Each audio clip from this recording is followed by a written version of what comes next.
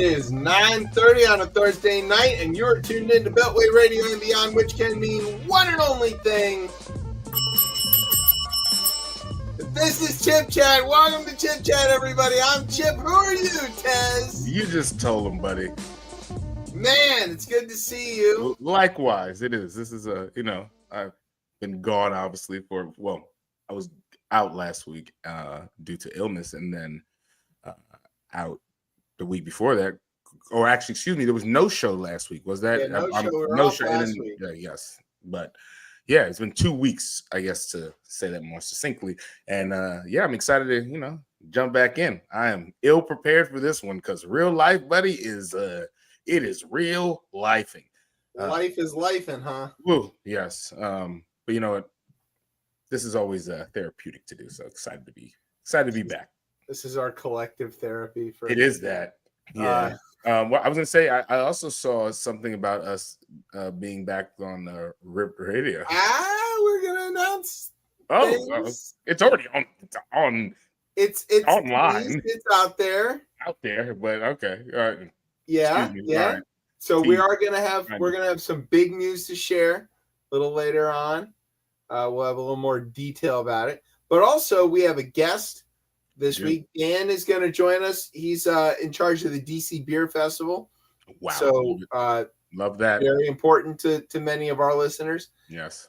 So us too, most primarily. Yeah, and it takes place twice a year at Nats Park, it's beer at the ballpark. It's the most Tez thing that he's never been to. I have not. That's a good point, though. I have not been to this actually. Yeah, all the drinking events at Nats Park, which is very odd. And I know no one will believe this, but all the drinking events, they have like tequila ones, whiskeys, this beer. I'm never at them for whatever reason. I was at a walk-off last night for my terrible national team, but that's here nor there. Walked it off. We've seen several walk-offs this year. There's one against the O's the other day in our match against Cubbies. So, it happens to everybody. We're talking beer at Nats Park, not baseball. Okay. Different situation. Yes. I wouldn't call it the Nats do baseball these days, but. Oh, wow. We sold half our team. Yeah. I was watching those trades came in furious, They came like right up to the edge, but we were. I mean, most of them were pretty expected, so it's not so bad. Anyway, so we're going to talk to Dan about that. Also tonight we have headlines. Texas is being maximum Texas. We've got washed up actors searching for coolness. I had to look this guy up when we get to that story. I didn't even know who he was. I feel so ill prepared for tonight, and more ill prepared than I usually am. Than usual? That's saying something. That's saying something. Yeah, I know. So it's literally, you'll carry us tonight. I'll freestyle while I need to. Manish Tanahalila Hazeh. Why should this night be different from any other night? Also, we're witnessing a tantrum in real time that involves like taking a trip out on the roof. So we don't know what that's all about. I was sitting at my desk when I saw that, and people were like, "What are you laughing at?" I was like, "Oh, nothing. He's just walking on the roof." And they're like, "Who?" I was like, "The President of the United States." He's just hanging out. He's not just walking around on the roof. He's like yelling at reporters and dancing. Yeah, as I looked at that, is he walking along the West Wing, right? Isn't that the top of He's up on top of the press room. Oh, the press room is what that is, yes. Okay. Yeah. And so we'll get to that a little bit. Anyway, it's gonna be a fun show. It's gonna be wild, as we like to say around here. Hey, guess what? One of those guys who said it was gonna be wild and told everybody to kill all the cops at January 6th. He works for the FBI now, and there's video footage of him telling everybody to kill the cops. But no, don't you know in the bizarro universe that we live in, you say kill cops, and then you go work and be as a top cop in the country, federal cop. If you back the blue, that's how it works around here. Back them down. Back them right into the right. It's crazy. I don't know, man. You're flinging at him. All right. Anyway, so yeah, that's not to mention like there's stuff outside of our border. We're not even talking about like things outside of America. I was going to say an all-American show this week. We're not even talking about the rest of the world where there's other crazy. No international hour today. This is domestic only. We're not getting in. No, we only eat. You don't get that. We're disappointing Diane Rehm in real time. Exactly. Yeah, we're not doing. We're sorry. So, I don't know how much more real time we've got with Diane Rehm, so we should definitely be really sorry about that. But why did you just come on here and just? I mean, you're not wrong, but we didn't have to do that. She did her last show. Yeah, she did her. Yeah, but she's still gonna do On My Mind podcast. Yeah, but I think she's still gonna do. You know, she's running until she did her last book club book. And then I think we'll see more though. It just won't be under that. I think independently. Thinking about her retiring, you know, like she's not ever gonna retire. There's gonna be a friggin' Substack or something that she does. Like it's clearly it's never. She's not gonna ever stop. Okay, well, it's just a like lingering fear of mine that day is gonna happen, and I'm gonna be despondent. The one time I met her, I like ran out. I was working at the Apple store, and I ran out. She's like buying some iPads and whatnot, and I ran out there and I was like, "Oh my God, Diane, I love you so much. I love your show." She's like, "Oh, thank you, dear." Yeah, right. She was probably very surprised to see me. Yeah, because I was like super excited. It was kind of crazy. People like, "Yo, who is that you're talking to?" I was like, "You don't know anything. You don't know anything. You don't know anything." A radio legend. Right. Yeah. Hey, donate, obviously. Please. Go to WAMU.org. Click that donate button. Yes, WTFW.org. But if you live in other places, right?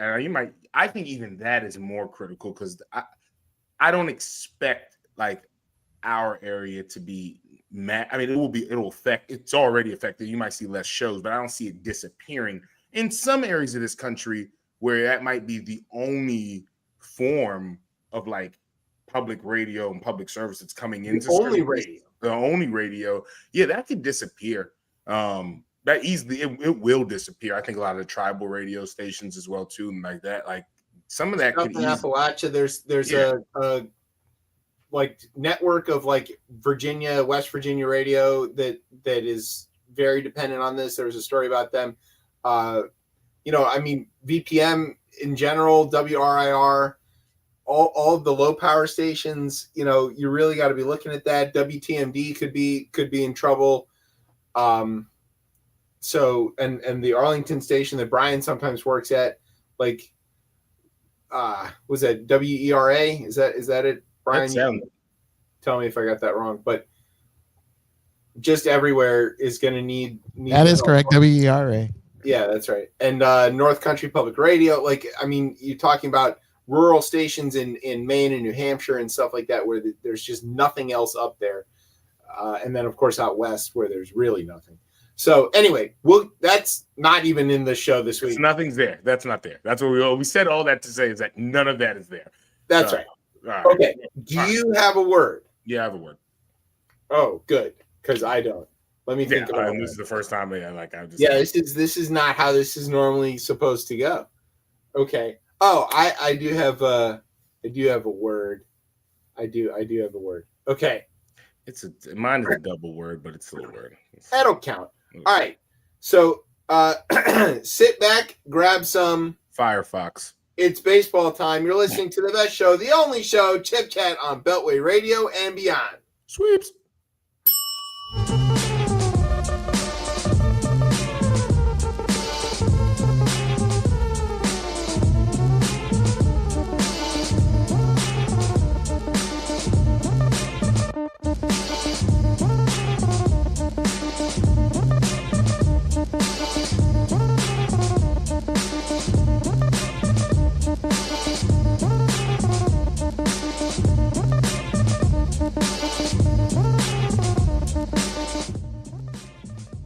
All right, well, welcome back to Chip Chat here on Beltway Radio and beyond. I am your host, Chip. With me is Tez. What's probably up? All right. So quick before we do the headlines, the reason I mentioned baseball is that we have been showing the kids Sandlot like over and over. Oh, wow. And it has had the desired effect of now my oldest is like interested. And so we've been playing catch in the evenings. And there is something wonderful with a softball because she's a girl and they're not going to let her play hardball, despite the fact that the first female umpire got to umpire a game tonight in Major League Baseball. Yeah, I forgot that. Very exciting. But so, yeah, and we're tossing the ball, and what was it, 2 days ago, lobbed it at her, and she didn't get her mitt up and beamed her right in the head, and she was, like, about to cry, and it was at that moment she, like, put 2 and 2 together. She's like, oh, this is definitely not an okay time to cry because there is no crying in baseball.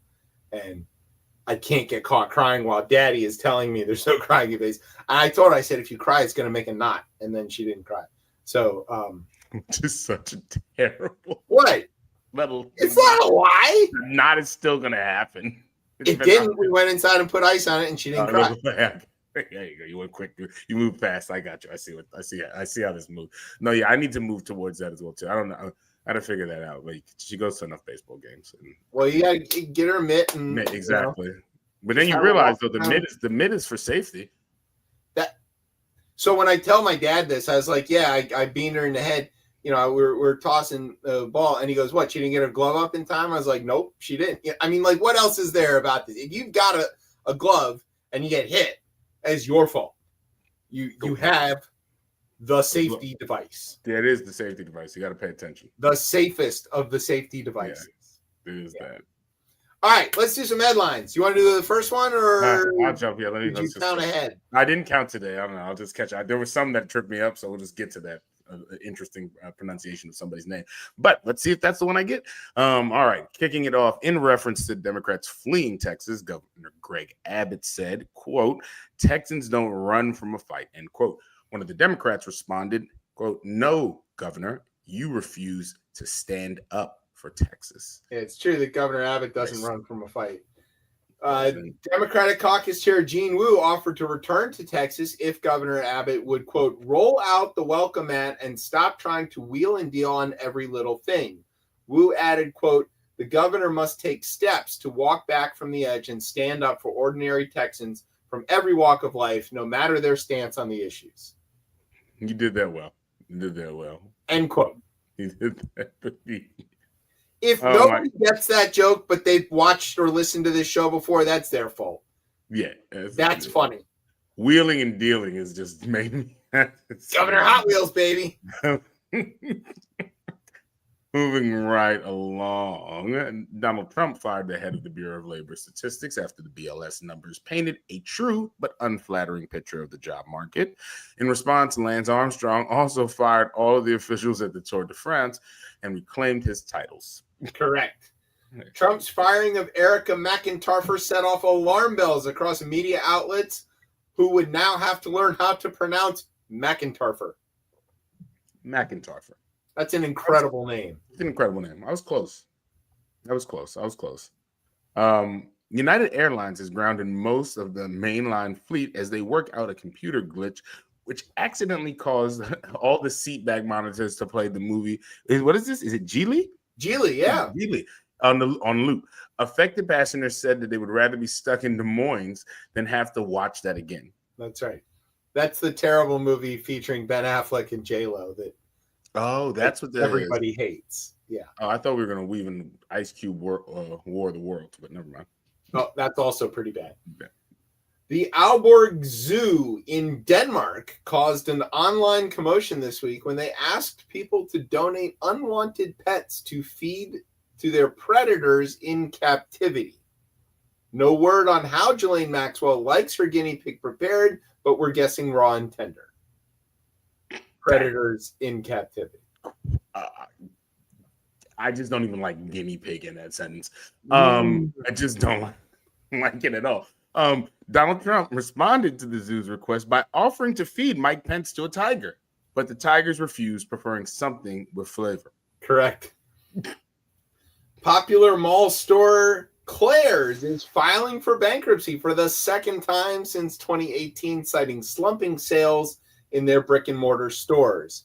Quote, where am I supposed to get Chinese-made lead-filled earrings installed by a 16-year-old clerk who won't get off her phone, said their last remaining customer. And this one lines up for me. Speaking of teen girls, Jeff Epstein keeps coming up in the news as the New York Times published a set of photos showing the inside of the Epstein's house in New York. Quote, that's nothing. You should see the island, said Donald Trump. Yo. And finally, former Doge staffer Big Balls was beaten up, according to Trump, quote, beaten mercilessly by local thugs. Police later arrested the perpetrator. I'm not making this up. A 15-year-old girl. Big Balls could not be reached for comment, but that's likely because he got his ass kicked by a 15-year-old girl. If you get whooped by a 15-year-old girl and your response is, we need to call out the National Guard, you are really telling on yourself for a lot of things. I hear they're on the way. Tonight and tomorrow. It's supposed to be, maximum force. We're not sure about that. We're all scared about it, but we're not sure about the legal aspects of that. But we'll see. If that's never stopped him before. I was going to say he cares about the legal aspects of this. I don't know. If he tries to quarter soldiers in my basement, that's it. No. We're one if by land, two if by sea, and all that shit. No, God. Or something. I don't know. I don't like being called a Minuteman. I'm not going to do that one. I'm going to be like that one. No, I don't like that one. I don't like Revolutionary, cool. Yeah, that's fine. Continental, yeah, all right. Minuteman, nah, it's not. Nah, not signing up for that. If that shoe fits for you, wear that. But I will not be going by that. Exactly. I'm just saying, for me. That's all I'm gonna say. I'm not there. Solid 7 minutes, mate. Let's see. Getting older. Missy Elliott told us about that. Right, yeah. There's a old song on that one. But yeah, no, I know that we don't, none of that is confirmed yet, but I don't know. Yeah, the Axios today was reporting Mayor Bowser's approach to this, which is to not say anything. Smart move. Yeah, she keeps being really smart at a lot of this. All right, here's what we're going to do. We're going to take a break. When we come back, we're going to talk to somebody who is smart, who also probably knows Mayor Bowser because of all the things that he does around here and everywhere else. So we're going to be right back. You're listening to Chip Chat on Beltway Radio and beyond. Oh, God, what's on the break?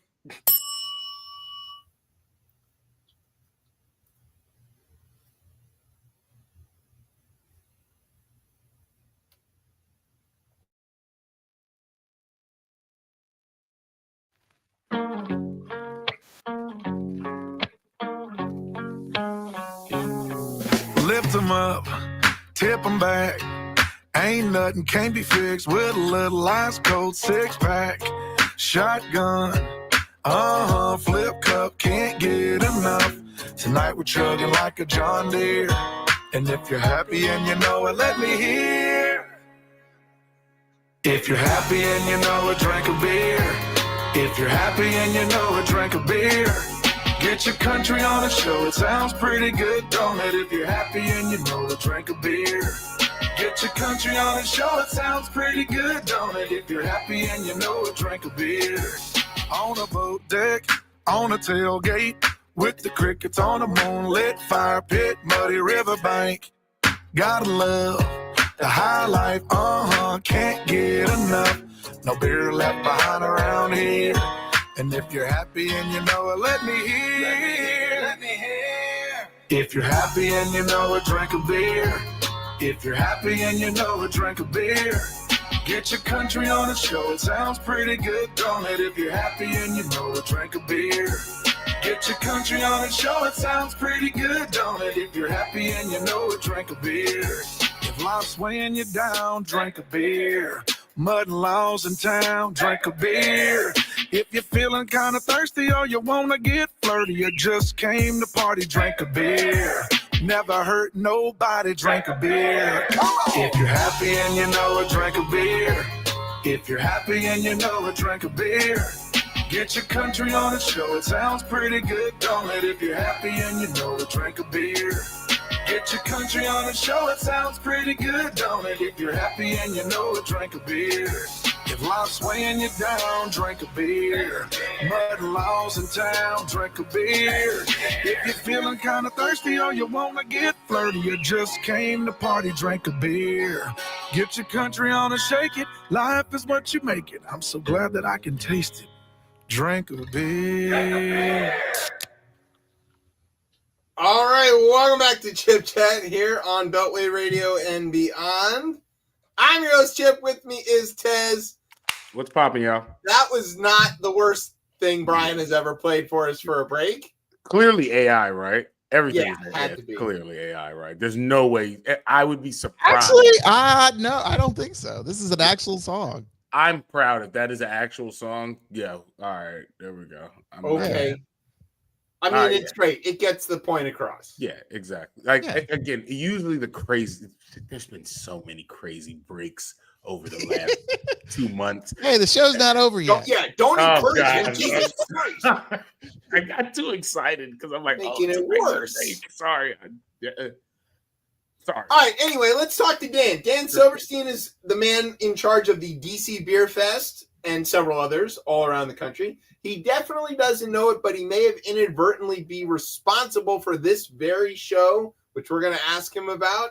And so now Dan joins us here. Dan, welcome to Chip Chat. Oh, he's muted. Turn him on. Some engineer Brian is. No, this is perfect. This is how our show does. This is how it always goes. This is how it always goes. If it goes right, then can you hear us, Dan? Yes. Oh, he can hear us, but we can't hear him. All right, tell Dan if you pop out and pop back in, you'll get your audio back. So log out and then come back in. Close the window, come back. Yeah. There he goes. But come back, folks. But no, I mean, while he's gone. No, when it goes to like to any of these breaks on here or songs, it's real. I just lean towards AI now, and then I'm delightfully like surprised when it's not that. I think it's usually like I can tell by the voice. Yeah, and that one felt kind of real. It did well. I don't know. Maybe sometimes it's getting better. All right, Dan, can you hear us? I can hear you. All right, there it is. Yeah, there we go. That's true Chip Cat form right there. That's right. Okay, so now before we get too far into this, I have a clarifying question because we're going to test my memory and probably yours. But the first few versions of the DC Beer Fest, were they at RFK? No. Okay, so then you're not responsible for this show. Well, you're safe. Okay. I it's funny because I did read through the shows. I know to most people. Well, I wanted to check the story. I love that you're. I was joking with Brian before we got on earlier, and I was like, the B part of being like, if it was at RFK, that he was going to go into a diatribe. I'm going to tell the story, but I'm not going to tell the story now because it's not relevant. In fact, I didn't even know RFK had a beer festival at any point. It did very briefly. The Nats had already left, and it was still being used for soccer. And they had us down on the field, and they put like some sort of matting down to like protect the field from all of the stuff. And that, of course, did not protect the field from all of the beer and everything else that got spilled on it. And so then they never did that again. Yeah, I actually do an event over at Arrowhead. And we do it in usually in the summer before preseason starts and after the season ends. And kind of one of the conditions I had is that we don't do the protective cover because it eliminates the sense that you're on a football field. Right. Otherwise, we might as well be at a very, very expensive parking lot.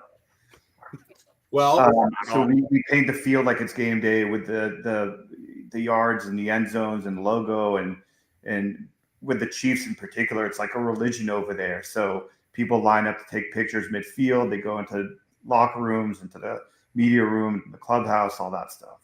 How do you avoid people damaging the field? They don't seem to care that much about it because I think they don't reseed it at that point. But The only thing they kind of do is they don't allow any vehicles or anything besides hand carts on the field. So all the beer gets taken down the end of the tunnel where the tunnel kind of meets the grass. And then from that point on, Aramark, which is the liquor license holder over there, takes the product from the tunnel and hand carts it to the respective tables. Or they'll have those, forgot the term for it, but those carts, and load up the beer onto those and just drive along the perimeter so the playing field isn't affected. Must be nice to have somebody else load your stuff in for you, because I never get that. I gotta carry it all myself. Yeah. All right. So let's talk about the before we get to the DC Beer Festival, tell us like what it's like to do beer festivals as your job. Like, you know, I like attending and pouring and doing all that and like being there and stuff, but what's it like to run all of these things? It's pretty routine at this point. I've done it now for about 17 years. Probably done over 400 of them around the country. So I kind of equate it to relationships.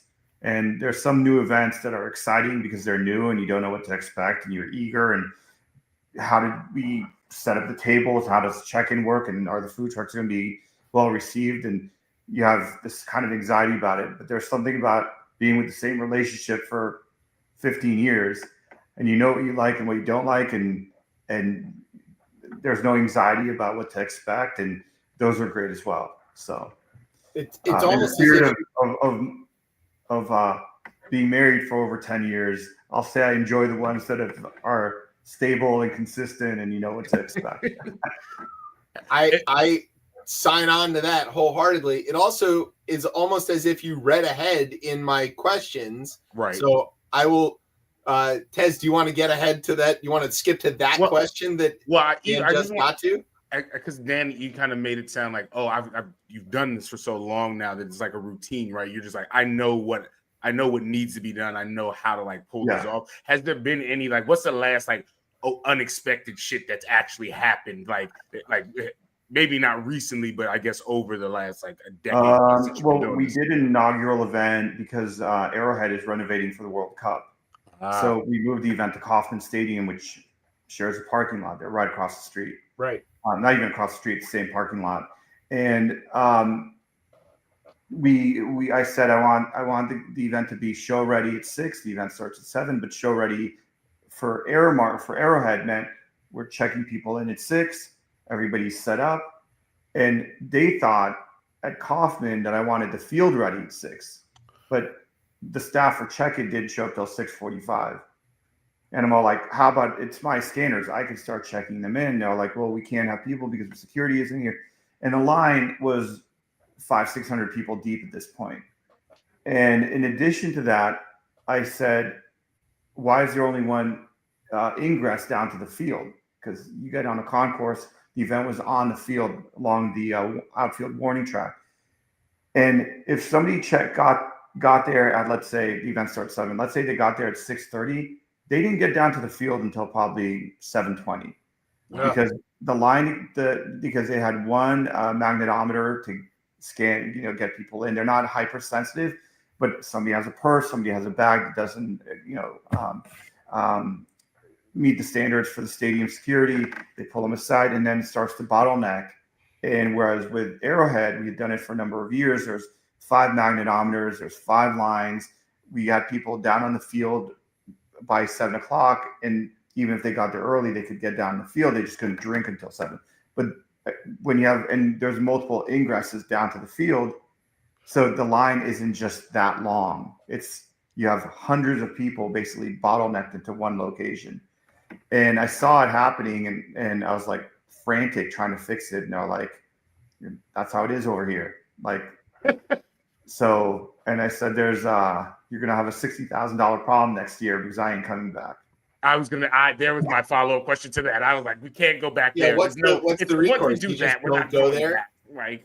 It's insane. And they're all things that I'm aware of, having done these a number of times. And you communicate that to venues, and sometimes you communicate to the special events department and the operations department, but they don't talk to security. Security's like, we're going to do things our way here.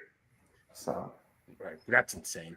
Well, that gets to another question, which is, how do you book such large venues and coordinate such massive events with, these large places? Because it's not like any of us can just call up the ballpark and be like, hey, can we use your stuff for a beer festival? They're gonna be like, get out of here. It's a little more challenging. I mean, I've been working with Nats Park since 2013, twice a year for almost every year, excluding COVID. So you're talking maybe 25 times now. And obviously they know me, I know them. There's been a lot of management changes in the positions of the people I've had to work with. The senior people are still there, but they don't really work on the events. So I remember how it started, but they were willing to kind of take a risk, and beer festivals don't have the best reputation because of what can happen after 3-4 hours of drinking. And then I've had venues where the neighboring communities weren't happy with it. And, you have to play nice with your neighbors, and they didn't want the events back for that reason. I did an event at Paramount Studios in LA, which looks like the set of New York. We had DJs on stoops, bands on stages, but it's surrounded by Hancock Park, which is a community of $10 to $15 million homes. And they showed me security footage of people pissing on their front lawns after the event. They're like, this isn't coming back. So it's, yeah. So it's, I've, having done event Nats Park for a number of years, and then it's a very ancestral community of people who manage these events at stadiums, and they talk to each other. And other stadiums, Citi Field brought me in, and then I'd done an event at some AAA stadiums, and then it got to the point where I did an event at Great America Ballpark in Cincinnati, recently Kauffman, and they contact their counterparts, vet me out, like, does he pay on time? One of their concerns, which is kind of, you wouldn't think that, is like, how many contact points are there? Like, am I talking to one person, or am I talking to one person about check-in, and one person about food trucks, and one person about the beer? And I'm the only person. So there's no miscommunication. It's very streamlined.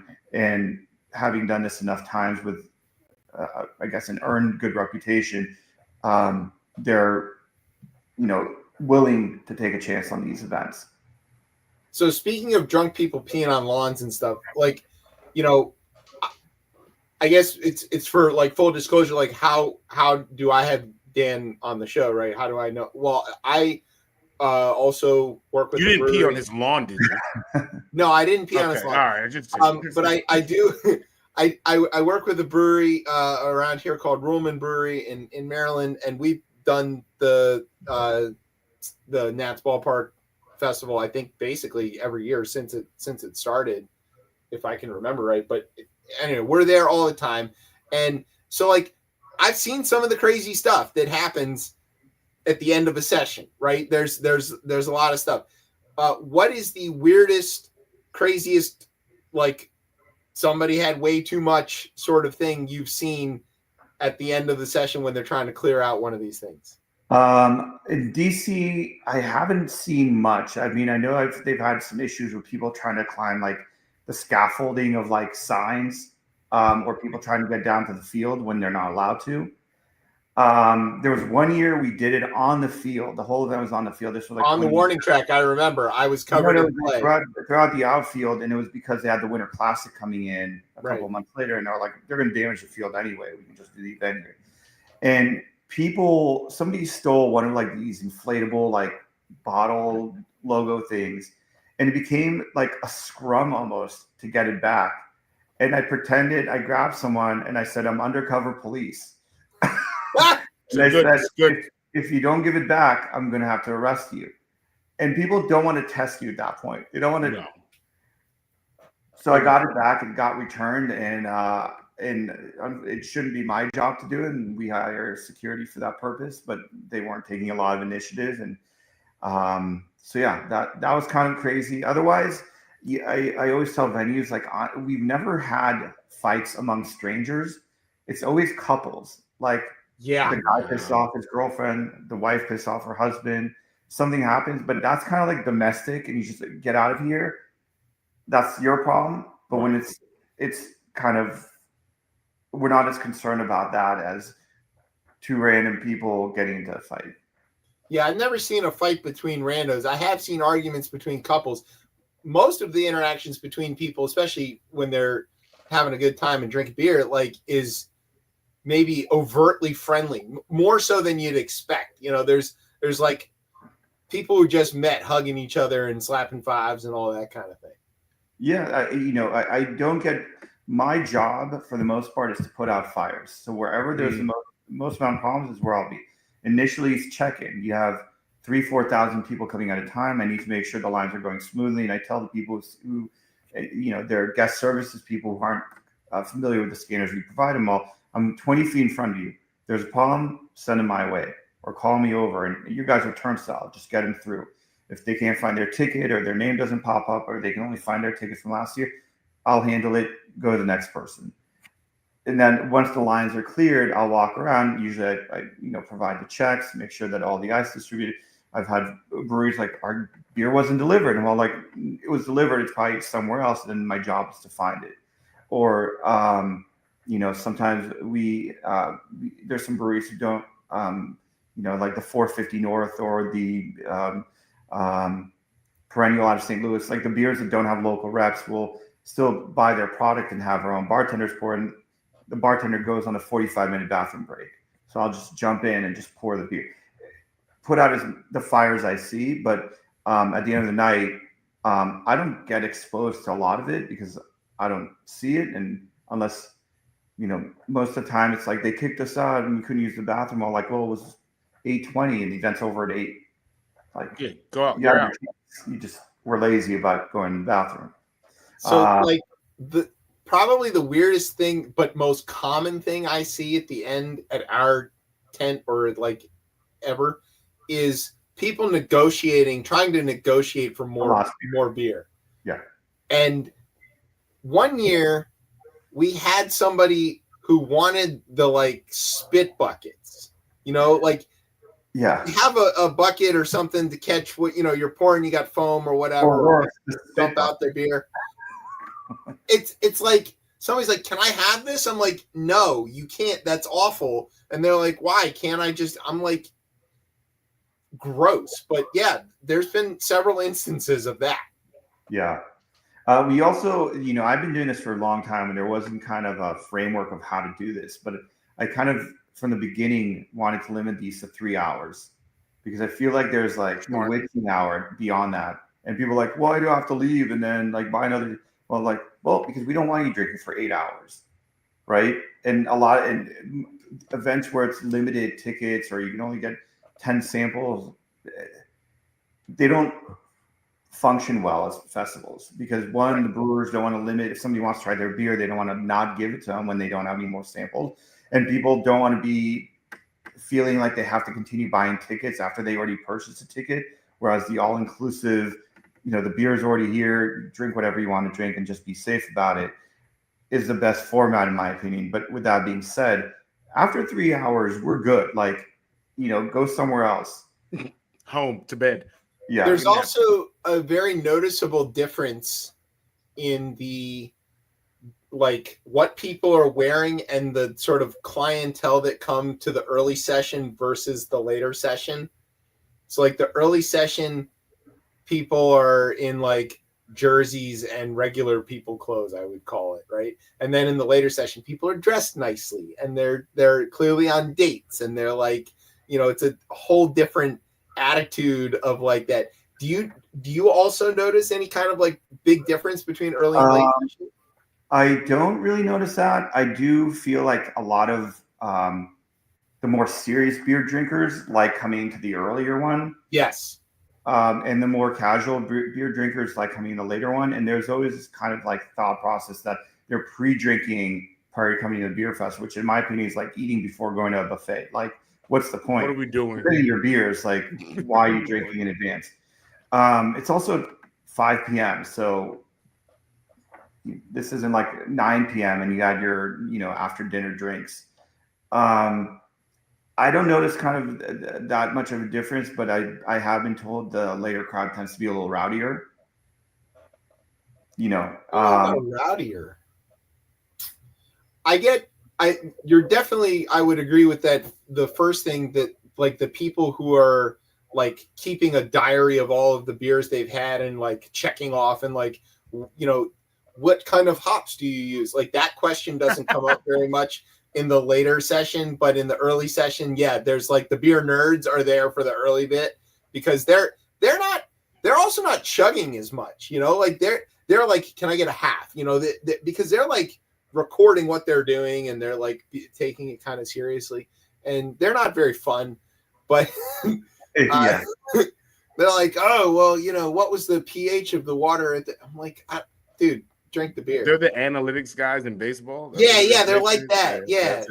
You know, and I've always been curious about, from the brewer's perspective or brewery's perspective, what their sentiment or thought about like the untapped crowd, like the people who, you know, it's like the elite Yelpers relationship with a restaurant. And they're annoying. Like, a 2 rating on a sour because they don't like sours. I'm all like, well, you don't like sours, so why are you rating a sour? Why would you? Yeah, that doesn't make any sense. So we run into this all the time, right? Because we make you know, pretty, you know, like the Henry who is the brewer will tell you, he's like, look, I make the beers, you know, for that we want to make, you know, it's not for everybody. If you don't like it, you know, okay, there's plenty of other stuff around, you know. So like it is very strange when people are like, what is this? And we go, oh, it's a stout. And they go, I don't like stouts. And we go, okay. And they go, well, let me try it. And then they go, oh yeah, no, I don't like this. It's like, well, but you told us in advance you didn't like it. Like, we don't care. We're going to pour it for you. But why did you say that and do that? And yeah, that is weird. Also, I really don't like the people who think they know way too damn much about this and forget that it's supposed to be fun. And yeah, there's definitely there's definitely festivals out there that kind of market themselves toward like the beer, like we have the most exclusive beer list and we're getting all the, and we tell the breweries, it's just your time, pour whatever you want. We have preferences, we prefer seasonals or things that are not part of the core lineup, just so there's something unique about it. But bring whatever represents you the best. You want to bring 4 different beers, great. You want to bring 2 half barrels or 2 different SKUs, great, whatever you want to do. But there's a lot of festivals that are just like, Sierra Nevada can come and pour their lager they've been producing for 30 years. They're like, what's new? What do you have that's new? Well, we've been perfecting this for 30 years. Right. Like, right. Yeah. And, we find in a lot of cities that people like, oh, I can get this at whatever supermarket is local to Jersey City or Charlotte. Yeah. You know, not every festival is like kind of pulling stuff out of their, you know what, and trying to come up with like the collaboration beer specifically for the event. One year we brought the sweet potato beer that we made. I Am What I Am. Yeah, I remember that. Name. It's a good name. It's a good name.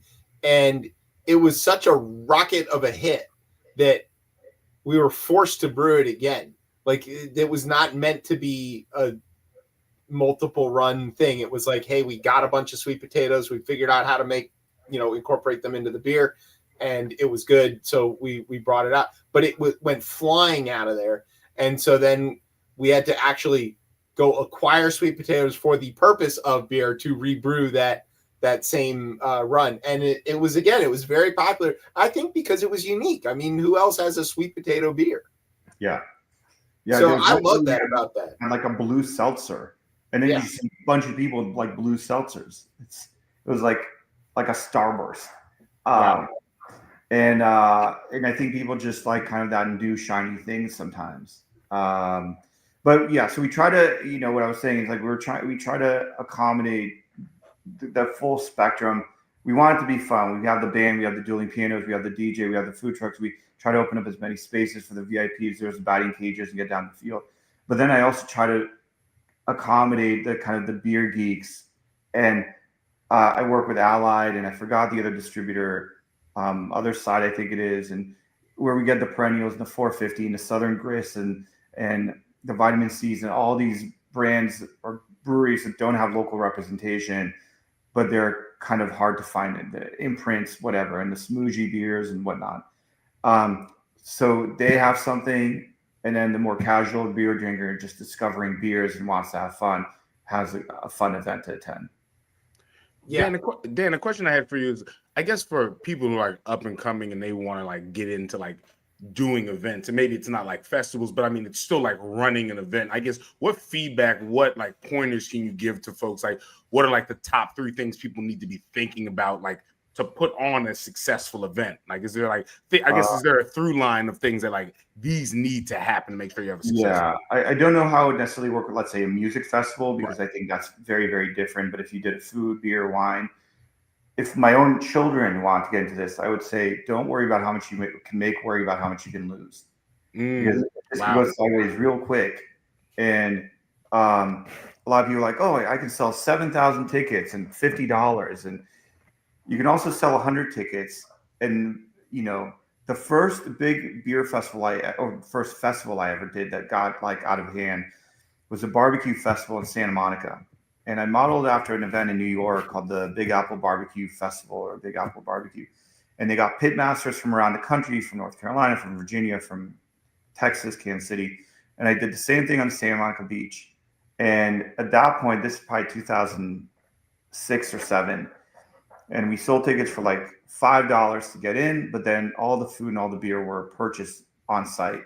But I purchased all the ribs and the meat and the sauce and whatever it was that the pitmasters needed, put them in hotels. And then basically they got a weekend vacation in Santa Monica. And I was hoping to sell the beer and the food to make my money back. 3 days before the event, I was down $200,000. And I'm all, this doesn't work out. I have to sell my house. Like, there's no way around this. And what I didn't realize is when admission is only $5, people aren't incentivized to buy early. I'll just spend $5 at the door. Like, what, you know, it's not much of a commitment.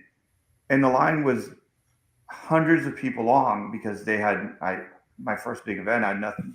And the line was, everything got so bad that people were just like wiping their hands on their clothes because they ran out of napkins, and there's no toilet paper in the bathrooms. And my friend was manning the last tent where we were selling shirts, and he called it the grievance tent because that's where people went to complain before they left. But at the end of the night, we were collecting cash. Everything was cash at that point. And I would collect the cash. I had 2 of those like 15-gallon bags, trash bags of cash. And the police that were hired to do the event said, we have to follow you home because if the wrong person saw you, they'll kill you for that. And well, they need to kill me for it. And I got home probably around midnight. And I dumped the cash on the bed.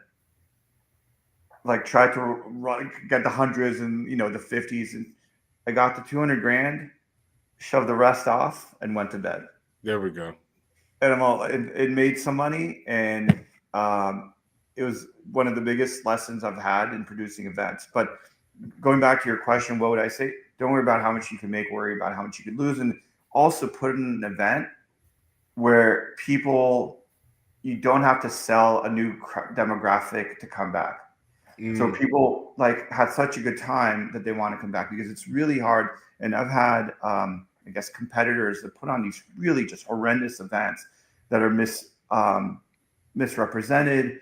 And it's more like there's like timeshare and limoncello at a beer festival. You know, it's and then there's the breweries don't show up, or the ice doesn't get there, or there's not enough cups or whatever.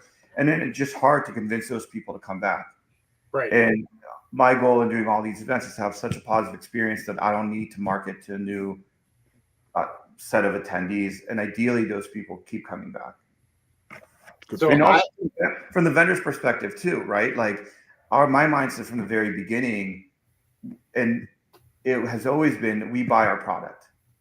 Every brewery, I buy the beer. And this is like starting 2007. And I think the first DC Beer Fest was 2013.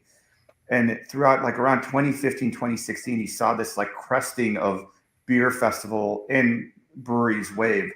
And it got to the point where in some cities like San Diego, I produced a beer festival. I buy the beer from Carl Strauss, and I'd find out they're donating a competing event the same weekend and asking me to rent a tent for them because they're giving that festival their, branded tent. Well, I'm buying the beer. Like, support those that support you. Right. If they want a donation, they have to get you a tent. And it got to the point I was telling breweries, like, you guys need to stop with donations, because it's only lining the pockets of a promoter under the guise that's supporting a charity when the janitorial crew doesn't work for free, the band doesn't work for free, the stage company, the dumpsters, the fencing, the venue isn't given for. Everybody's getting paid except for the breweries in some of these events. And well, why would you do it? And they're like, oh, exposure marketing. Well, there's like 50 beer festivals you could go to. And among some of these festivals, there's like 50 breweries. What's your ROI on this? Like, are people coming back? And when there are events that are buying your product, prioritize those events. Just like if I had a candle company pay to be a vendor at my event, I'm going to buy candles from them before I buy it online at Amazon from another vendor that isn't paying me to be there. I'm going to support those that support me. And definitely one of the reasons that we always come back, because like if we get competing stuff, whether it's up in Baltimore or like we've had sometimes it's at the same time as one in Frederick or something like that. It's like, well, they're using a token system. With you, we know we're getting paid, so we want to be there, and we know we're going to have a good time. And it's like, it's like you're saying that it reinforces both not just for the customers but for the vendors too. I mean, I see like some of the same food trucks there every year. With, like you said, with the piano guys and the bands, it's like, it's almost like I'm going to work the beer festival. I know I want this particular sandwich from this particular food truck. I'm counting on them being there, and that seems to be a very good thing, doesn't it? Drive return stuff. Yeah, well, the food trucks, it's hard finding just responsible, because the Nats or the police department, they close off the street at 11. Yeah. They don't care who you are. If you're showing up after 11, you're not getting through those barricades. So we need the trucks to come in between 9 and 10, ideally. They can come early if they want. And when I find a set of trucks that will send me their paperwork, won't bring anyone who's underage, will show up on time, won't have a leaking, oil spill or whatever, won't insist on leaving right when the event's over while you have thousands of people trying to get out, which Nats Park had banned one truck because they basically got out of there as soon as they could. Well, there's a bunch of people walking around there like they're never coming back. I'm all like, no problem. But it's, for me, as someone who does so many of these, it's important to work with vendors, breweries, food trucks, DJ, band, that I don't need to explain where to park, when to come in, what paperwork I need. And there's that 80-20 rule, maybe even 90-10, where 90% of the work goes to 10% of the vendors. Where like, I need to send you 5 emails to get an invoice. Mm. Or I say there's 4 staff and they bring 8 people. And then I go to their table and there's 2 people there. Well, I know the other 6 are drinking on my dime. It's just a matter of respect. Like I buy the beer, I provide lunch vouchers. You guys can eat, in between or whenever you want, as a matter of fact. But you're giving me your time, I'll treat you to dinner, right? But I just insist on having that same respect, given back to me. Other tips I would suggest, I think those are the 2 biggies. Worry about how much you could lose, not how much you could make, and then make an event that's so much fun and so well produced that you don't have to keep having to market to new people, because eventually that'll dry out and people can go on Reddit and Yelp and see negative reviews about an event. Right. I've had negative reviews on DC Beer Fest because there's too many dudes and because they couldn't use the bathroom at 8:20. But people will find something to always complain about, but they're few and far between. Too many dudes at a beer festival. Shocking. Yeah. What'll be there? Come on now. Next, you're gonna find out there's baseball at a baseball game. Yeah. It's a beer festival. What do you do? Oh my God. All right, guys.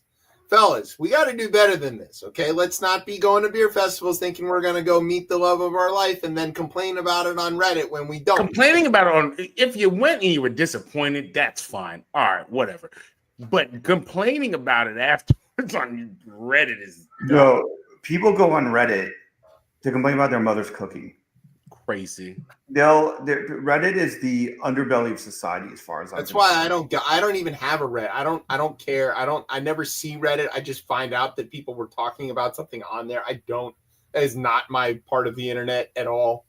Yeah. It doesn't sound like a fun part of the internet, to be honest. Neither y'all, to be honest. My wife produces the wine festivals, and when she gets like a negative complaint, like it affects her a lot more than it affects me. And what I do is I go on our favorite restaurants Yelp page, and I'll sort for the 1-star reviews. And well, we've never had issues with these places, and you'll find dozens of 1-star reviews overnight. Like I came on a Saturday night and they didn't have a table ready for me. Well, they didn't have a reservation either. So people find anything to complain about.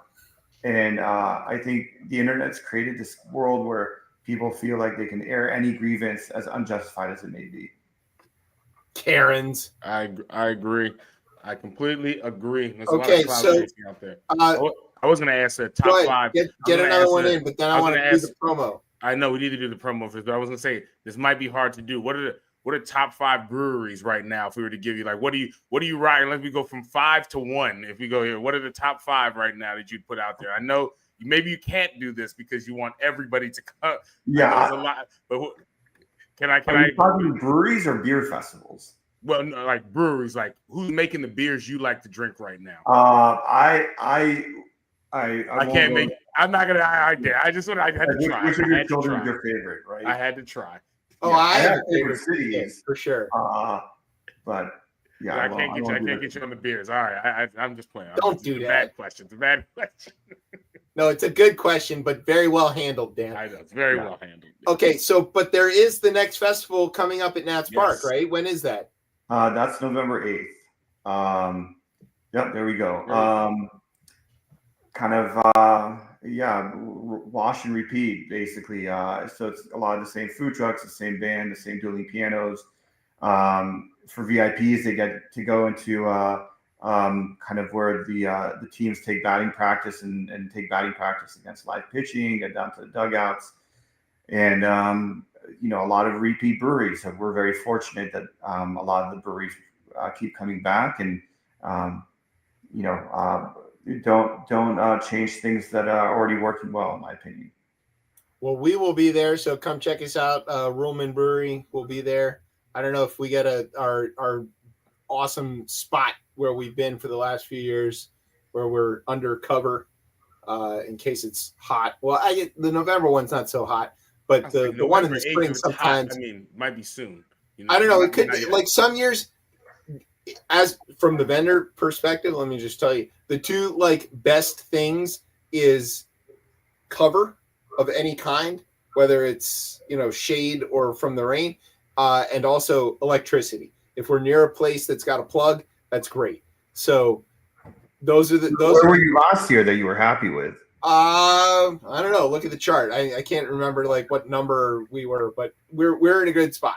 And was actually, it been over there for the last. Or near the DJ or near the closer to the band side. Yeah, we're on the band side, but towards where the cover is. So if you go past the band and keep on going. No, I know. Yeah. We usually there's always some breweries that don't bring tents, and we're like, just in case, we'll put them in a kind of under the covered awning. But we've got the tent, but we like having like I said, shade is a premium. It's not as big a deal in November, but certainly the springtime one, as a native Washingtonian, one of the things that we will all tell you is we will park way far away as long as there's a shady spot. Like shade is the premium real estate in DC from about April through October. Yeah. And now more than ever. Yeah. And now it's 20, it could be a 20-degree difference in the shade, it feels like. Yeah. It's been a string of plus 95 days.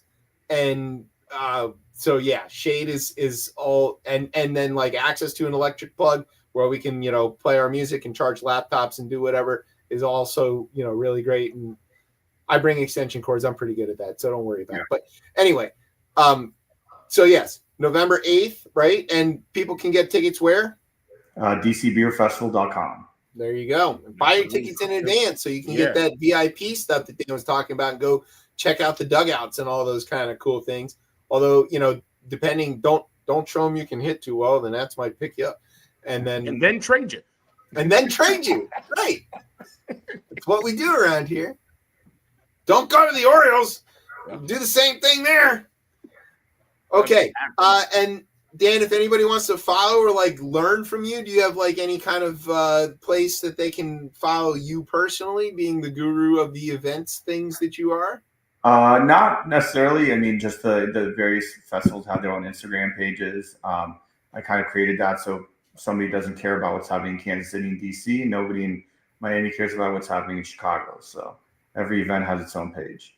All right, and the DC one is at DC Beer Fest, right? Correct. All right, so follow that, and you can get updates, get your tickets, and you'll probably see Dan running around doing crazy stuff. I'll be checking. You gotta get him in first. You gotta get him in first. Dude never sits down. This is the first time I've ever seen him sitting down. I was gonna say when you're running an event, right? You don't like. I'm sneaking this last question, but like I know you enjoy the event, but when you're running the event, you're not really enjoying it. You're working the event. Oh right? No, it's honestly just we didn't get ice or our beer isn't here, and you're like, and people assume you know who they are, and it's like you have like 90 contacts about like what table are you at, and then it's for up until maybe 6 p.m. if the event goes noon to 8, there's something to deal with. It's charging the scanners in between sessions. But it honestly, of most of the festivals, DC is definitely one of the easiest because you're also working with a baseball stadium that has a gazillion resources and you pay for it, but they have the security and the guest services and people can handle it. Big wide concourses with a lot of access. Yeah, it's definitely one of the best. You know, having done events at Citi Field, Great American Ballpark, Kauffman Stadium, it's definitely one of the better stadiums for a beer festival. Because even the metro's nearby, right? Like it's right.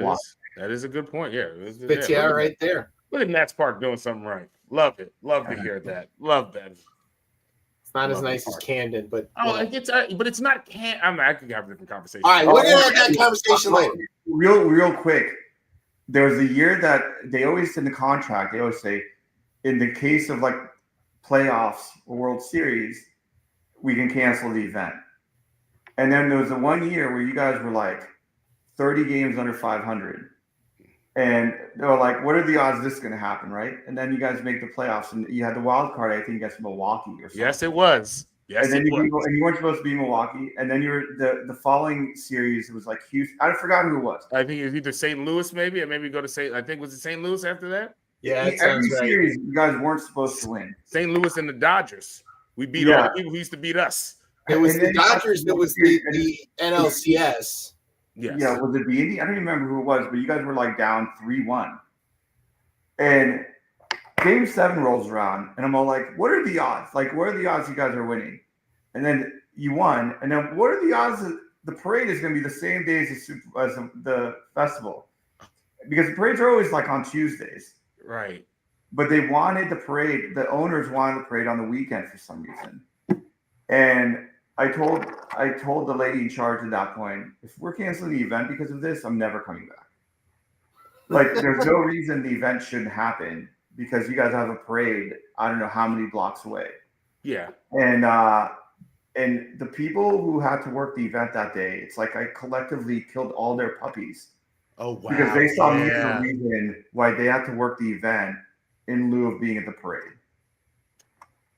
And I'm all like, I didn't decide when the parade was going to be. I picked this date, and we've had the same date for how many years now? Ain't my fault. But that was not a pleasant event. Oh, God. The World Series don't try to destroy the event. I blame the learners. Okay, go. I'm not going to get into that. We need to. I don't work for them anymore. Yeah, that's full. Look, that's fine. There's an event that's going to happen in the stadium that they still own. I know that's not going to affect it. We're not going to go and disparage it. Doesn't matter to me. We'll do that in the break. They're not coming after me. We'll do it in the break. We'll handle it. All right, Dan. It's a school night, so we understand if you don't want to stick around, but we're going to get on to the third half of the show. You want to hang out, or do you want to get going? I have 3 young kids, so I'm 2 hours past my bedtime. Yep, we understand. Doing this. Okay, we're going to take a break, Dan. Thank you so much for hanging out with us. We really appreciate it. And we'll be back with the third half of the show. You're listening to Chip Chat on Beltway Radio and beyond. Beer. We're in the middle of a hostile government takeover. I want to talk about it, but I'll be late for work. And if you're saying, wait a minute, do we have to stop this? We had one, but you didn't want that lady in office. Hostile government. Take over. Hostile government. Late for now that we're a part of a Nigerian prince scam. Surprise, surprise, it end up being a white man. Oh, I just wanna know what the hell do I do? I drink. And if you say, wait a minute, do we have to stop this? We had one, but you didn't want that lady in office. Hostile government. Take over. Hostile government. Late forward. Hostile government. Take over. Hostile government. Late forward. Hostile government. Take over. This ain't about left or right. You better stop messing around.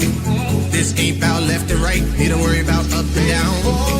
This ain't about left or right. You better stop messing around.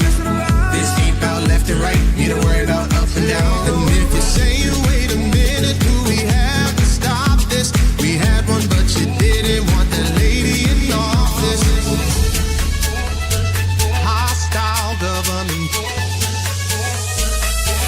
Take over. Hostile government. Take over. Hostile government. Late forward. Hostile government. Take over. Hostile government. Late forward. All right, welcome back to Chip Chat here on Beltway Radio and Beyond. I am your host, Chip. With me is Tez. What's poppin', yo? We are in the middle of a hostile government takeover. I have been humming that song all day. We know it's not hostile government takeover. It's not even that hostile. It's just fascism. Yes.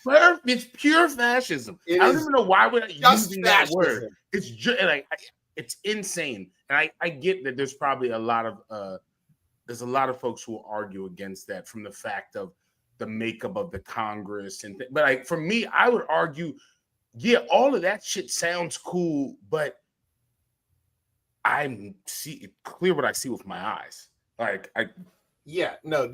isn't any question about what's happening. We'll look back and call this fascism, right? Maybe not now, but we will look back and call it that.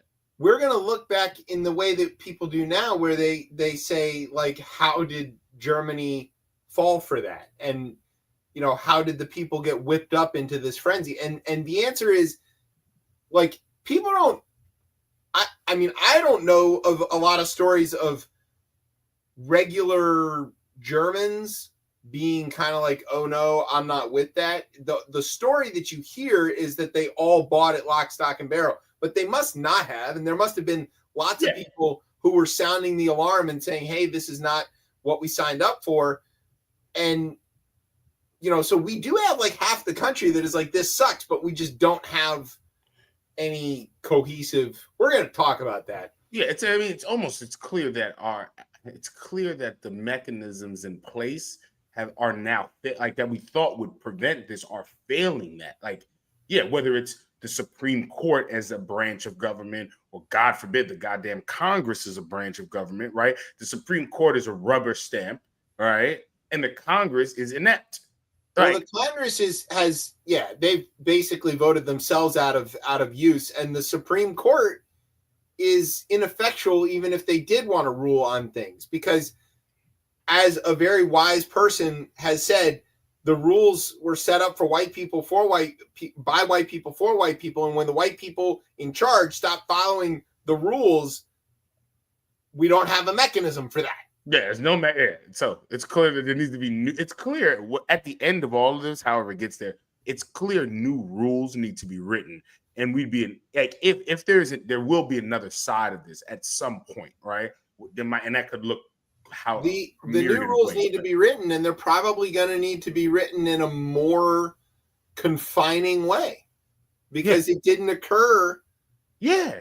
We can build on the shit that they would do. We can build on. I'm not saying you got to rip, but it's clear that this country needs a constitutional convention. I know it's impossible to get to that.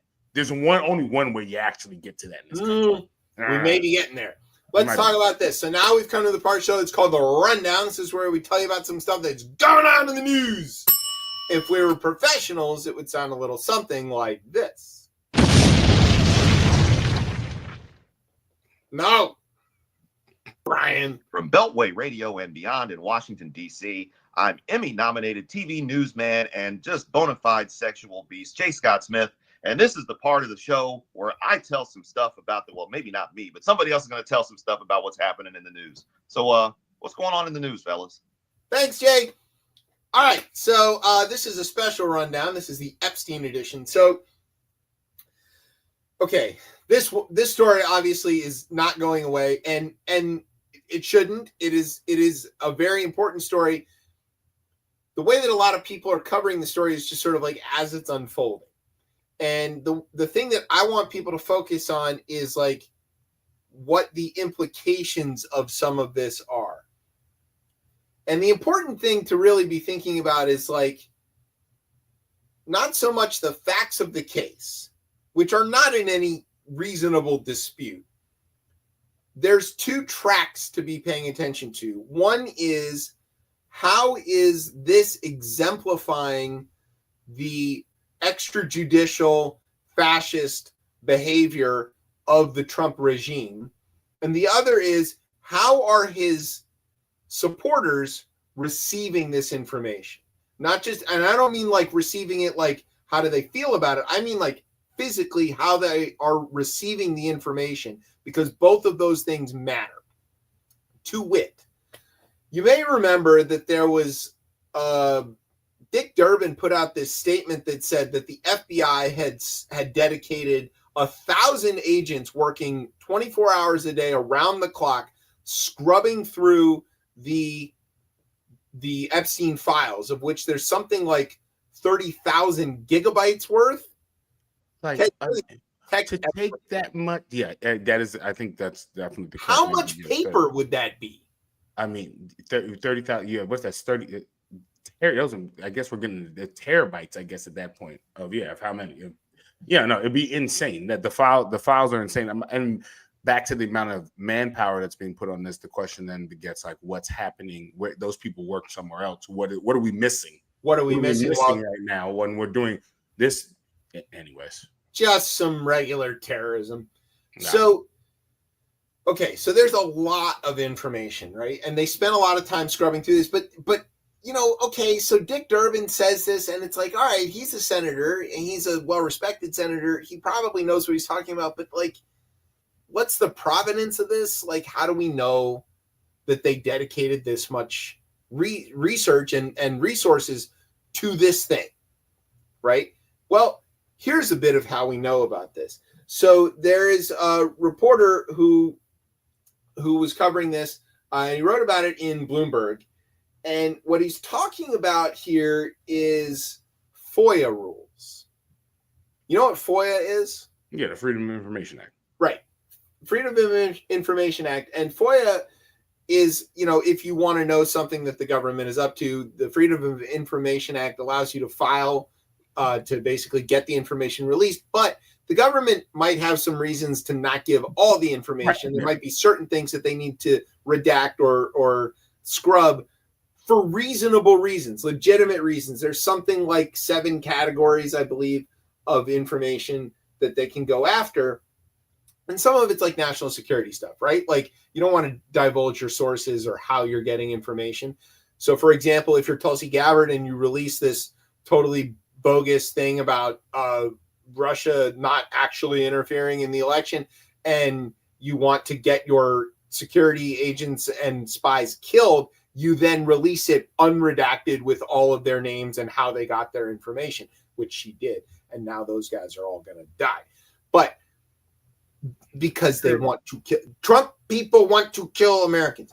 So, but here we have like a bit of the story, right? So in February, there was this event that the White House held where Pam Bondi came out with these binders that said Epstein files on the binders and gave them to right-wing influencers and nut jobs, Alex Jones types, although I don't think he was there, but the Pizzagate guy was there.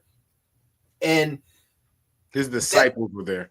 Yeah, right. His disciples were there. And it turned out that these things contained 200 pages of stuff that they said was declassified, but it was all stuff that was already in the newspaper. It was none of it was like new. You could have read it in the New York Times.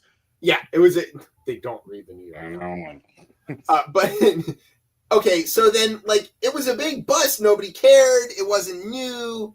And one of the things that was in there was the Black Book, right? That has like all of his phone numbers. Back in the late 1900s, before people had cell phones and stuff, we used to carry little notebooks where we would write down people's names and phone numbers and stuff so that if we wanted to call somebody, we would say, hey, can I borrow your phone? And then we would call them from our book, or we'd use a payphone, which is a thing you'd put a quarter in and call people with. It was a crazy time. Also, we had democracy. So crazy time. What? So when like this stuff came out, there was nothing there, and so the Trump faithful, the MAGA faithful, were like pissed off, and they're like, "Yo, where's the stuff that you've been promising us? We want to bust Bill Clinton." Where's the stuff that Donald Trump ran on?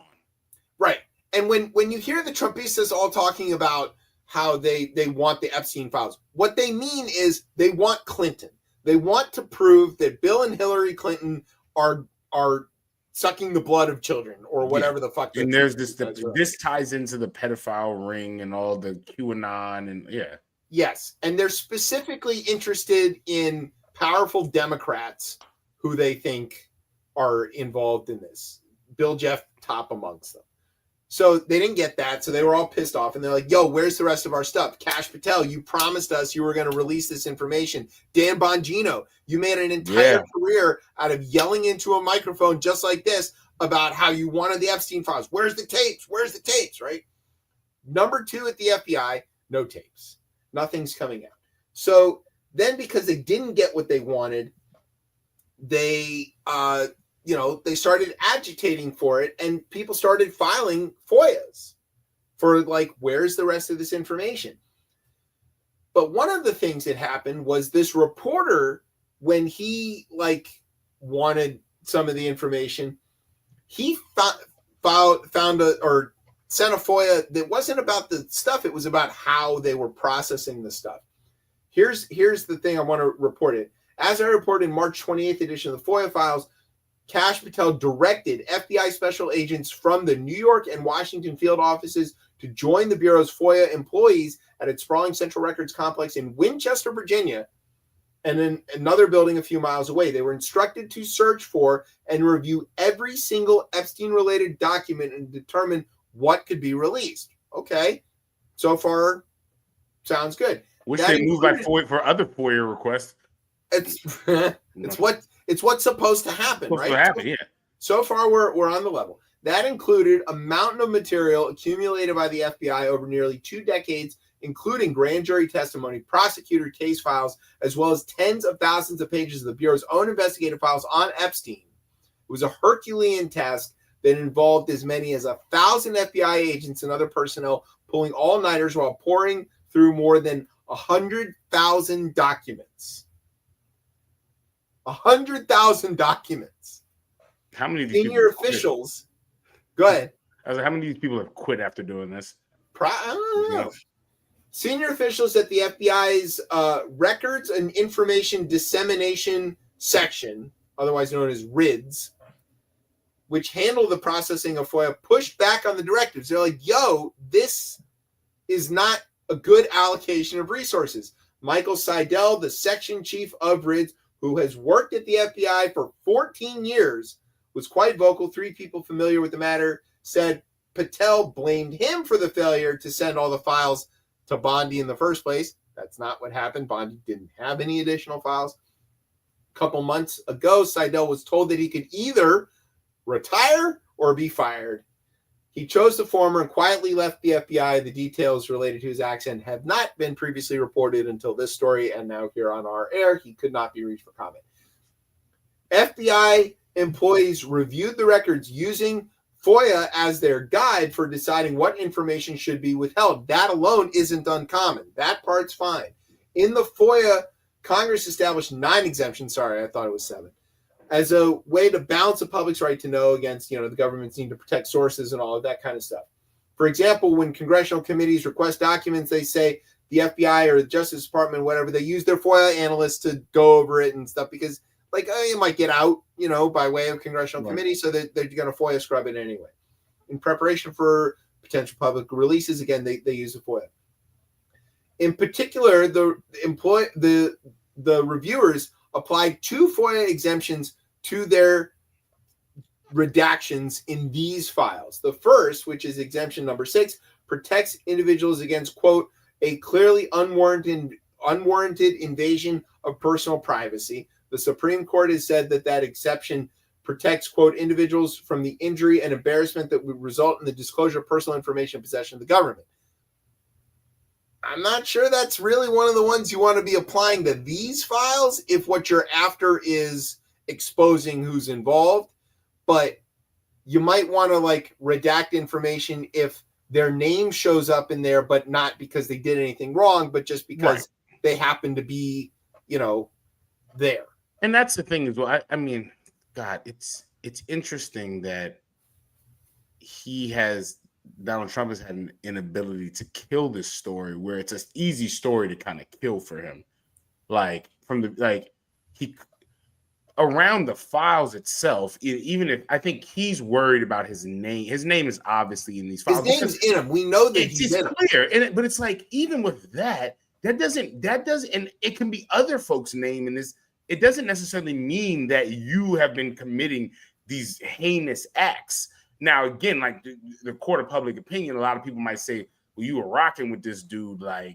Maybe you do, maybe you know something. But as it comes to a legal matter, your name could be in this, and it doesn't necessarily, it's not accusatory, I guess, is what I'm saying. But could just, it's clear that there are files that could have come out that they could have put out, but Pam Bondi obviously briefed him and said, your name is in this. And this is where we're at now. So we know that in May, Bondi got the information from some of this scrubbing and attention to this that said that Trump's name is in there a lot. And we can infer that it's in there in ways that would be embarrassing to say the least, possibly incriminating. And so she advised Trump that his name is in there and that it might be a little trouble, problem to release this. And right then and there, it was after that conversation that he flipped, right? And that we're releasing nothing and everything there's nothing new and it's all fine, right? And keep wanting to talk about a dead guy. He's been dead for years. Right, but he keeps talking about it. He does. He can't help himself. He can't help himself, and he talks about it in weird ways. When they're like, hey, are you going to pardon Maxwell? He's like, I hadn't thought about it, but I could. I can. Just say no, you fucking moron. No, I'm not doing that, right? But he can't because what he's trying to do is negotiate a deal, which is what we're going to talk about in a second. As you know, Todd Blanche met with Ghislaine Maxwell. Ghislaine, I don't know, whatever. The predator who raped all of these children met with her for 2 days. And then after that, she got moved to a fancy minimum security prison where she could kind of just walk out if she wanted to. There's hardly any staff. There's no locks on the doors. She's just, there biding time. Couple things. Nobody with a sex offense is allowed to be at one of these prisons. Well, they're bending the rules.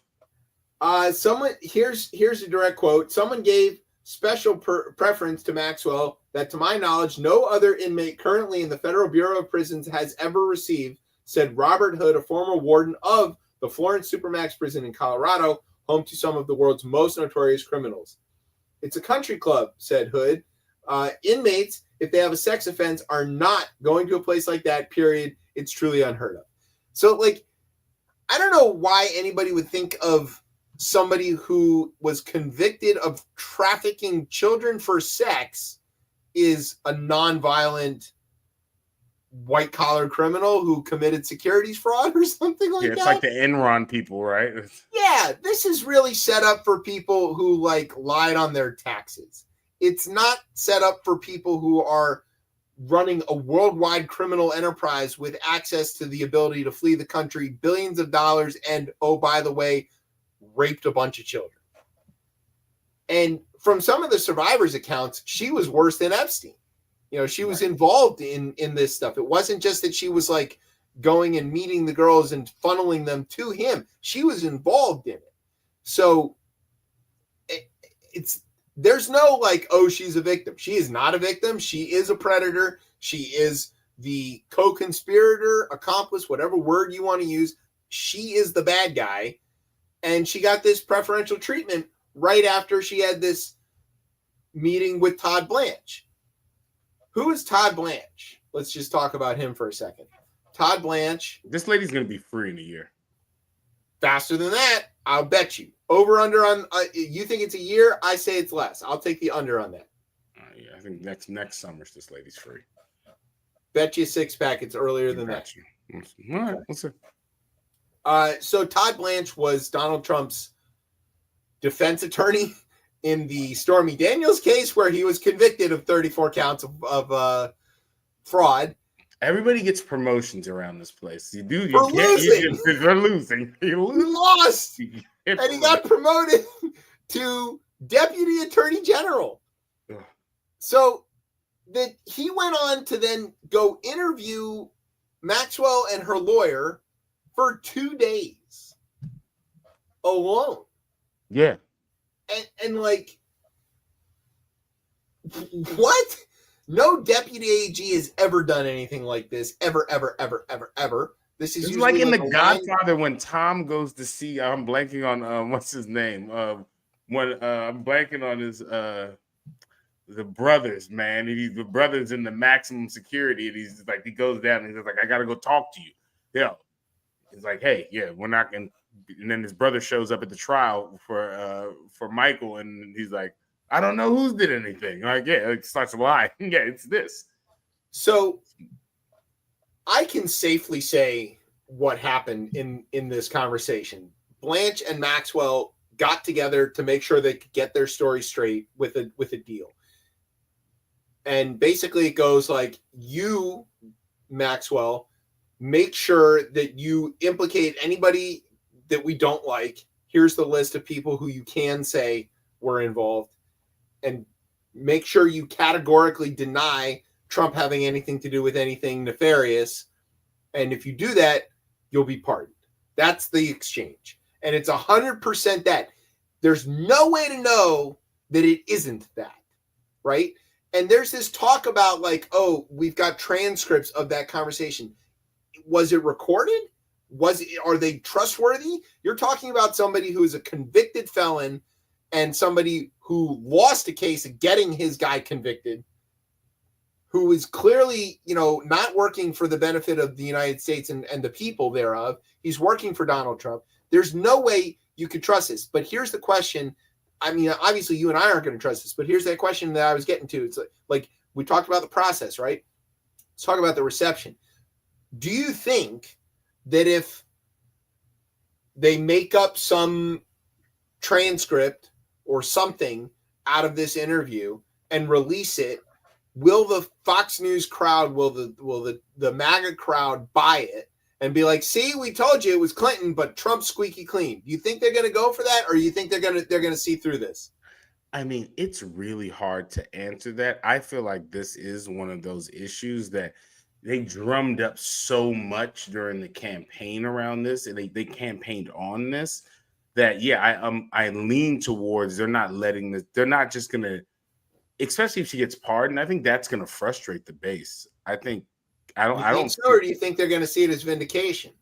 No, not for her. I think the base they include her as an individual who could implicate, and maybe this is where they win, implicate, like you mentioned earlier, like the Bill Clintons, the Democratic elites, all the people that they maybe that's how it ends up. But then I mean also too, like I'm starting not to be able to keep track of how things are moving because sometimes I'm listening to Marjorie Taylor Greene. I'm like, what the hell is she talking about? Like it seems kind of crazy that the base hasn't fell in line already, and that's where I'm at with it. Like, yeah, this has been going on really a long time for them not to just fall in line yet. That's kind of my thought on this is like, if they haven't bought it yet, are they going to buy it then? They bought everything else. They literally went to the store and bought everything else. So why wouldn't they buy this, right? Yeah, that's the thing is I'm not ready to discount the cult aspect of this. I think that if they release something or put something out, or Trump says it, or there's some video of Maxwell saying Trump didn't have anything to do with it, that they will then say, see, we told you. And they'll be able to, they'll have their cake and eat it too, because they'll be able to say, oh, it was Larry Summers and Woody Allen and all these, and those guys, but it wasn't Trump. And they're going to be able to like hang their hat on that. They're already believing a bunch of other bullshit. They're going to believe that bullshit too, wouldn't they? Maybe. I mean, then the question begets again. Is like, is the whole QAnon shit bigger than MAGA? And I don't know. And some people might say they're one and the same, but I kind of would lean to like I think QAnon uses more of like Trump as like, like a vessel more so to like almost validate that larger friggin' conspiracy that they have around like the global. And like, again, it's a conspiracy because, right, there is like the kernel of truth that Jeffrey Epstein is considered the global elite and did all of these things, as well as Maxwell. And allegedly, I mean, again, there's a lot of other people around that you're kind of like, well, if you saw that the Times had a story this week where they had all these photos from inside his mansion in New York, and there's all these photos of Epstein with all of these famous people, and right. That feeds this. And again, you're talking about rich people who like photos of meeting each other at a party. It doesn't mean that they necessarily did anything, but it doesn't mean that they didn't either. And if what you want to see is that like everybody who went to the Diddy parties, like I'm pretty sure some people left, but then some people might have stayed. Yeah, a lot of people say, yeah. Like I think it not equivalent, but like the same thing. It's like just because you went, you might have been like, yo, I left early because I kind of know what the shit. I think they are kind of equivalent. I mean, I can tell you, it certainly wasn't around these sort of things, but there have been events that I have gone to where like it's time to go. I know who's there, right? Yeah. And I know where this is going to end, and I don't want to be there when that happens, but I'm okay with where it is in the beginning, right? Like, and in my case, most of these things have to do with like drug use, right? Exactly. So that's exactly for where I was going to go for me. From like, oh, all right, I know at this time of the party, you guys are going to go do the things like that. Good for you, not really for me. All right. I'm going to go there for the part where we're listening to music and drinking beer and eating pizza. And then when I see people kind of looking at each other like that's when I'm going to leave. And I don't know what happens after that. And that's not my party. I'm not there for that. My party. No. But we got another wrinkle here, which is Congress. And we've got Jim Comer, of all people, who's the head of House Oversight. Oh, I love him. He loves D.C. Yeah. He does, doesn't he? We're going to talk about that, too. Okay, so Comer is stuck in this position where he is, has the ability to deeply investigate a lot of this. Congress can do a lot of oversight on these things. And of course, whenever they're doing an investigation, they have to frame it in terms of we're investigating this for the purposes of creating legislation to protect things or change things or do whatever. Yeah, creating. Yeah, sure. It's just an extra non-judicial, but very much similar to court hearing. So his committee has issued a bunch of subpoenas, and a lot of them are bipartisan, and they want to talk to everybody, right? They want to talk to this list is crazy. I don't know how many people are going to show up, but they want to talk to both of the Clintons. They want to talk to former FBI Director Jim Comey, Bob Mueller. They want to talk to Merrick Garland, Bill Barr, Jeff Sessions, Loretta Lynch, Eric Holder, and Frito Gonzalez. Oh, wow. Alberto Gonzalez, who W called Frito. Yeah. Don't know how they're going to respond. Don't know how they're going to be able to like compel. So there again, we get to this other weird thing, right? Suppose that the House Oversight issues these subpoenas and these people flatly refuse to respond to them, right? Then House can vote to hold them in contempt. If the House votes to hold them in contempt, how do they issue a warrant or whatever to get them to show up? Then that's up to the DOJ to go and enforce the contempt ruling from House. Would Trump's DOJ enforce a subpoena? It's almost like a catch-22, right? It's like, kind of gets them stuck, right? It's like, oh, yeah, I would love to have them go grab Eric Holder, but I don't want him to come and talk. Go grab Eric Holder and tell him to come in to plead the fifth. That's how it works. Yeah, because what if they go and get Clinton, right? And he shows up with photos of him and Trump on the island, or something like that. Like if you're going down, you take a few with you, maybe. I don't know. Then there's this last question, which is about Alex Acosta. So Alex Acosta was the prosecutor who was running the Epstein case that got fizzled, right? There was a case against Epstein in Florida, and then the feds came in and basically, they had a federal case and they had a state case, and they worked out a deal where he would plead guilty to the state case and, serve a year over that, but that they would drop the federal case. Acosta was the U.S. attorney for the district in Florida that was prosecuting that, and he was the one who made the deal to drop the case in favor of the state case, and then Trump made him his first, I think he was transportation secretary in the first term. But interestingly enough, he's not on the subpoena list here that Comer has issued. So I don't know if like the Dems on House Oversight should give it a go and try to all they need is a handful of Republicans to join them. If they could get that subpoena out there to try to force the issue here, are there people willing to talk who they just want to conveniently not talk to? Again, this gets to that reception thing. How is that going to be received? Because all of this looks, if what you want to see is that there is a giant global conspiracy, it's hard to see that and not see Trump in it. But I don't think this moves the fucking country at all right now at all. I think it moves this very small, minute, I'm 15, 25% of people maybe that are there. But when it comes to the actual country, I don't think the country actually I think it's clear on what happened to Jeffrey Epstein. And I think the Democrats moving as this is and I get it, right? When your opponent's drowning, you let her ass keep drowning, right? When you try to push their head underwater, I guess it's what's going to happen right now. But I don't know if those are the issues that this ain't going to win the midterms. No. And there won't be midterms, but yeah, you're right that this isn't the thing. This is not really very important in terms of policy, right? We've got an economic cataclysm. It's on the horizon. Yeah. In several ways, whether it's the tariffs, whether it's the, global instability of all these wars and all of this other stuff, or whether it's energy markets collapsing. It's already, oil is already so cheap, it's basically free.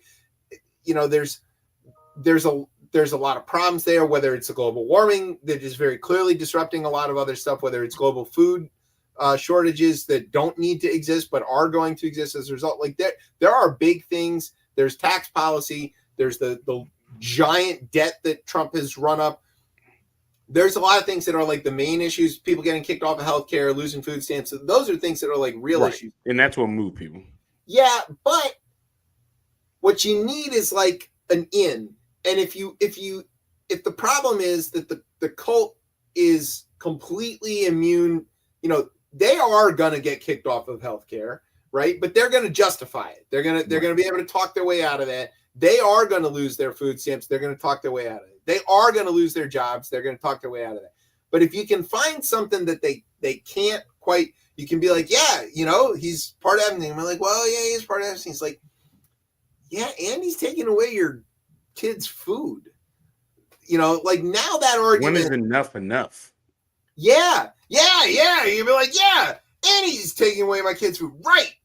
And he got your brother fired for from his factory job by raising the cost of steel. Yeah, the landscapers are gone. Right. Then you can just start. So you need that first pancake to build the stack upon. Maybe.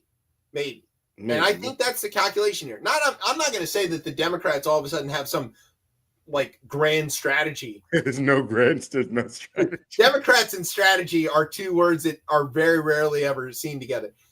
But like, if I was DNC chair, which God willing I will be one day, that's one of the things you do is you find the thing that they can't escape and you just hammer on it and you get a foot in the door. And then you'd be like, hey, by the way, you notice how they don't pay any taxes, but they just raised yours? Hey, yeah, fuck those guys, right?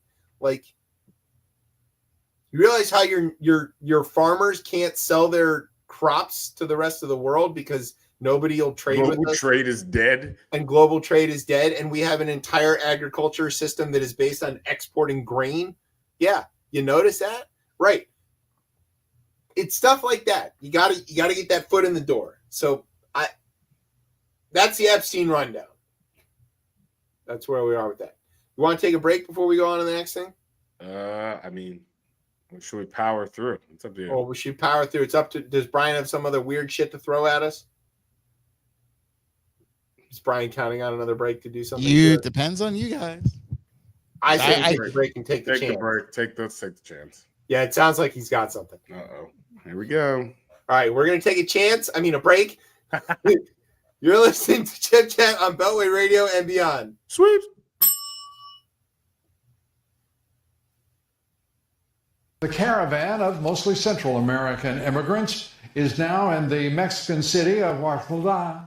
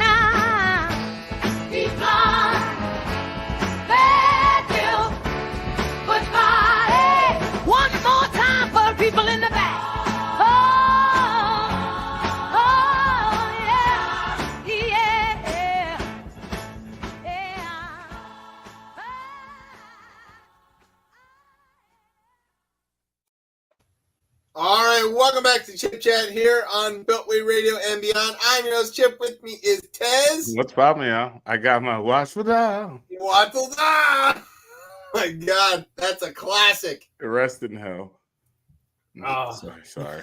Wait, did they rest in hell? I don't know. I don't know. I'm Jewish. We don't have hell. I'm not really well versed in. Yeah. Sort of weird theology. I just say that shit. Hell, just something to say. Turn the phrase. What a guy. What a guy, Lou Dobbs. Lucifer Dobbs. Lucifer Dobbs. That's hilarious. Sorry, excuse me. All right.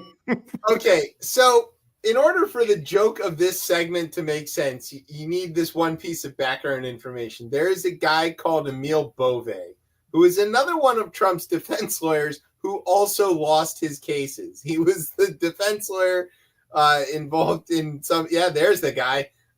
Also, that guy's only 37. Shit. Yeah, he's 37 in that photo. Right. Yeah, I'm older than him. Oh, God, his life not going well. He's lived a hard life, man.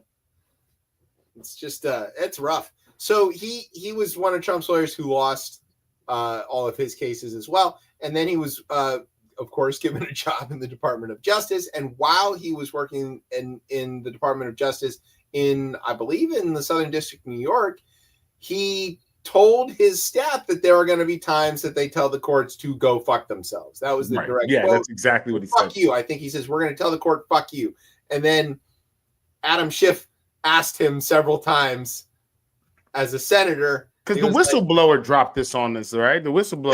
Yes. I heard this on the Eric Ravaney is the whistleblower's name. And he filed this thing and he went public with it. And he's like, yeah, Beauvais told us to tell the courts, fuck you. And he's got it on tape. And then Beauvais lied and he told everybody I didn't say that. And it's like, yeah, you did. And then 3 more whistleblowers came through. Don't worry, though. The Senate confirmed him to be a federal judge. So he's going to be fine. Congress is working as it usually is. As intended. Okay. So that's why the name of this segment is called Emile Beauvais time, because we're going to tell the courts, fuck you. That is what the administration is doing. And here is how they are doing it. A federal appeals court ruled Friday night to uphold the lower court's temporary order blocking the Trump administration from conducting indiscriminate immigration stops and arrests in Southern California.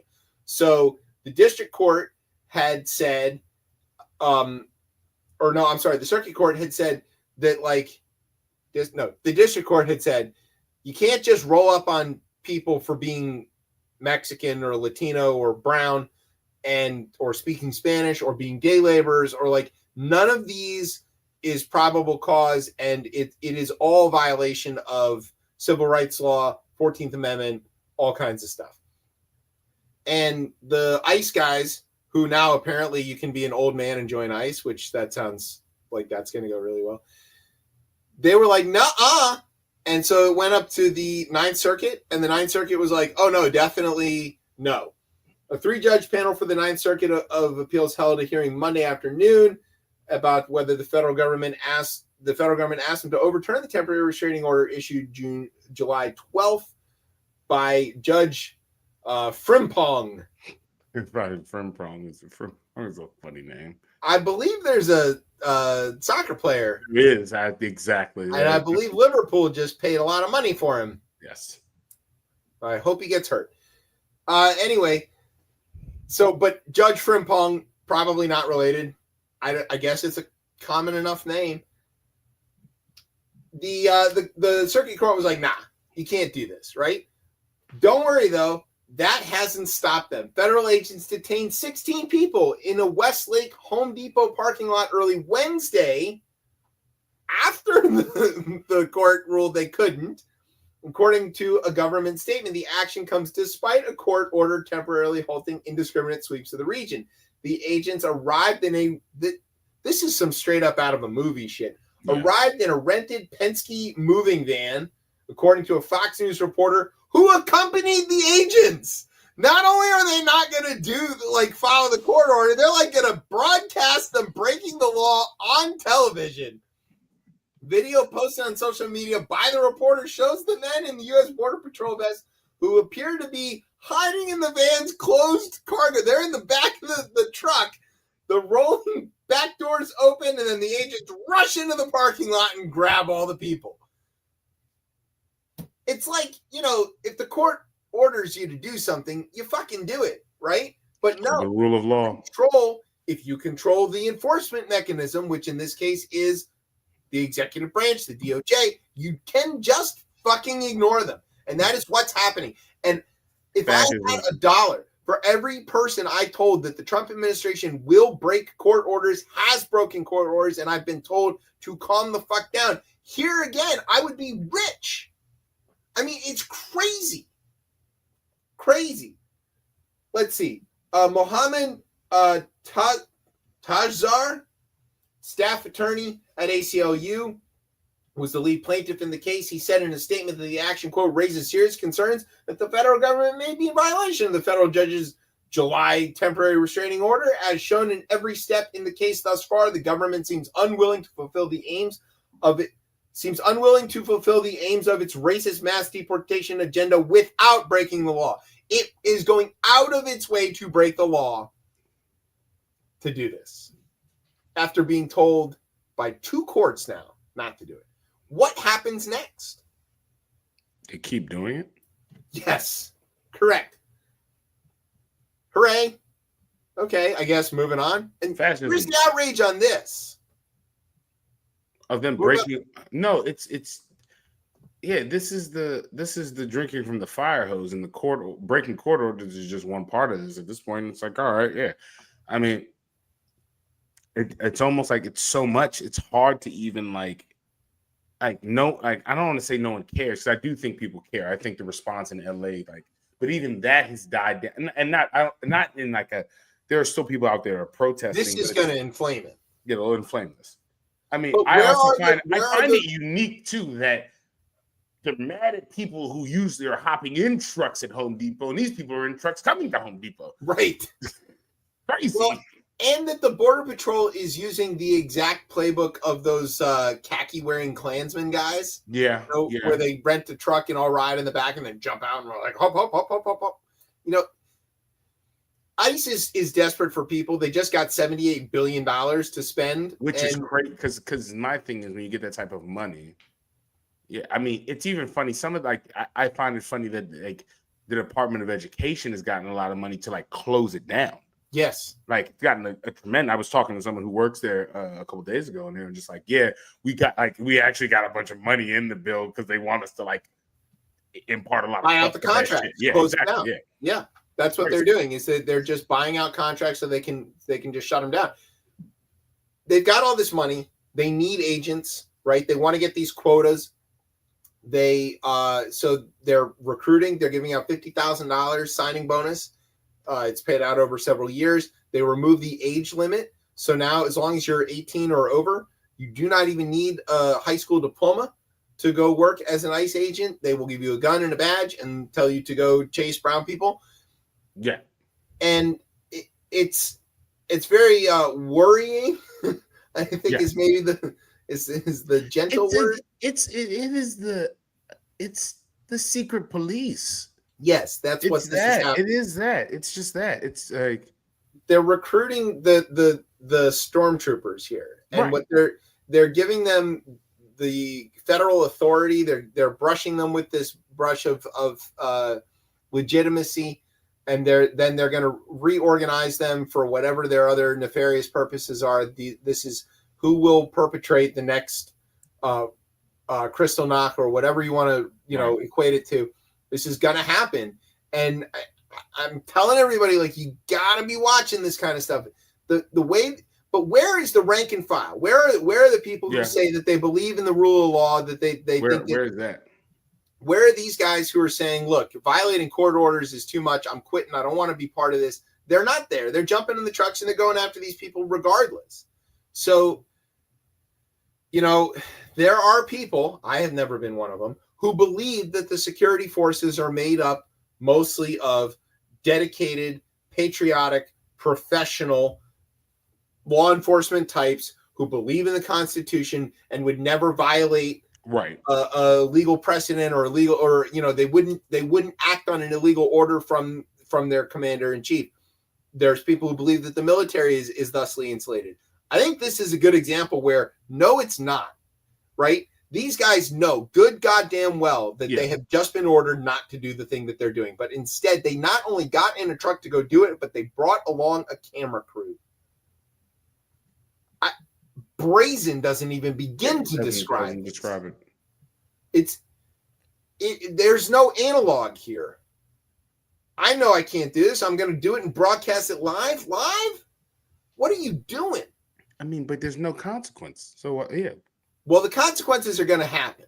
And I've said it on this air and I'll say it again. Eventually, people are going to start shooting at these ICE guys. Yeah. And it's going to become a very big problem because they are going to shoot back. And I don't know who's got the bigger guns. That is definitely a thing where in the United States, you're never really quite sure whether the people with the badges have the biggest guns. That is a possible. Not necessarily. But the military does, and that's Trump's favorite thing to do is to just send in the troops no matter what it is. Are the troops going to act on an illegal order? What if they're asked to go in there and support these guys? I mean, I can't speak for all of them, but I've talked to a few folks around this, they say they're here to uphold the Constitution, and that's not in the Constitution. They're not here for that, and they won't kill American citizens. So, from the ones that I've officer class to whom I have spoken, they will not acknowledge this hypothetical as a possibility of ever happening. They will tell you that the military will not execute an illegal order. Right. They will tell you that the JAGs will tell them that that they can't do it, that the commanders would never follow through on an illegal order, but they also will tell you that they will not be issued an illegal order. And I don't believe it for a second. That's not true. I don't believe it for a second. The only question really is how many black and brown soldiers or military service members are there compared to the white ones? And I would lean that there are a lot. There are a lot, and it might be enough. I don't know that it's a majority. I don't know if it's a majority because they're not much, but not the.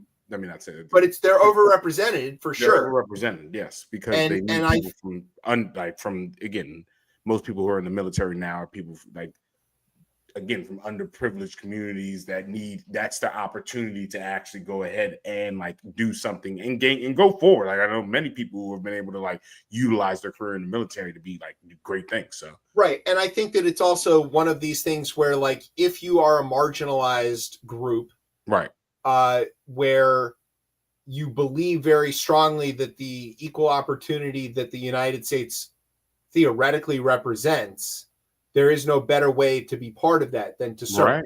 Yeah. And you see a lot of first generation immigrants. Yeah, I was just gonna say, yep. Yeah. Exactly. And if the thing that you love is the idea of the United States as the shining example on the hill or whatever Reagan called it, that is the way to do it. And I think that a lot of people, especially from those backgrounds, do see that as an opportunity to really show their love in a way that feels personal to them, for the opportunity that America does represent to them. However, are there enough of them?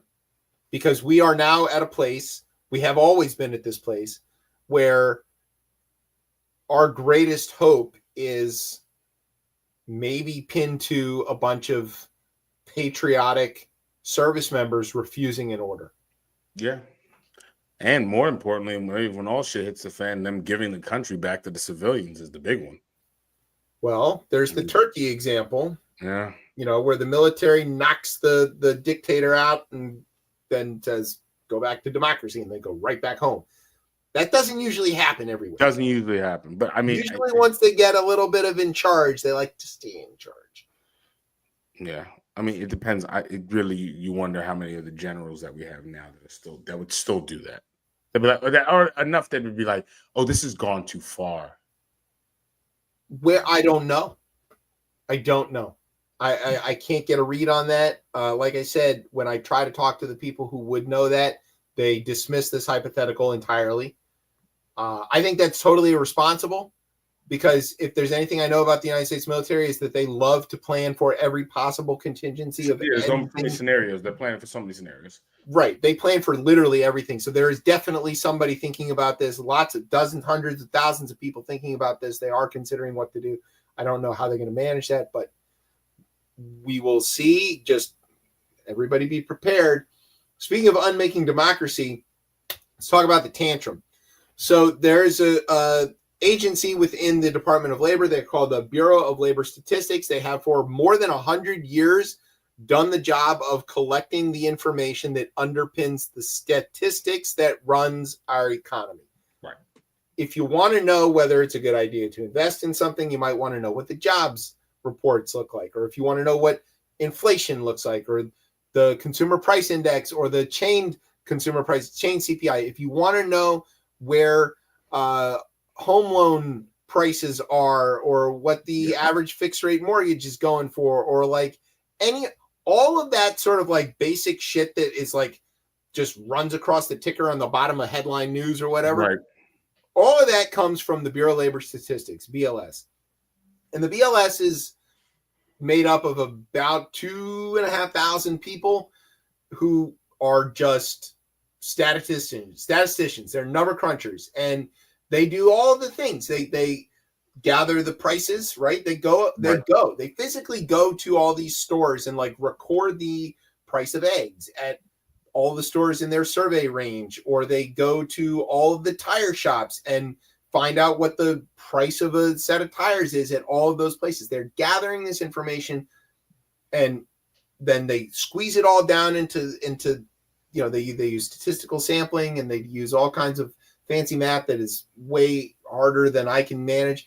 And they spit out very accurate, it's very trusted information.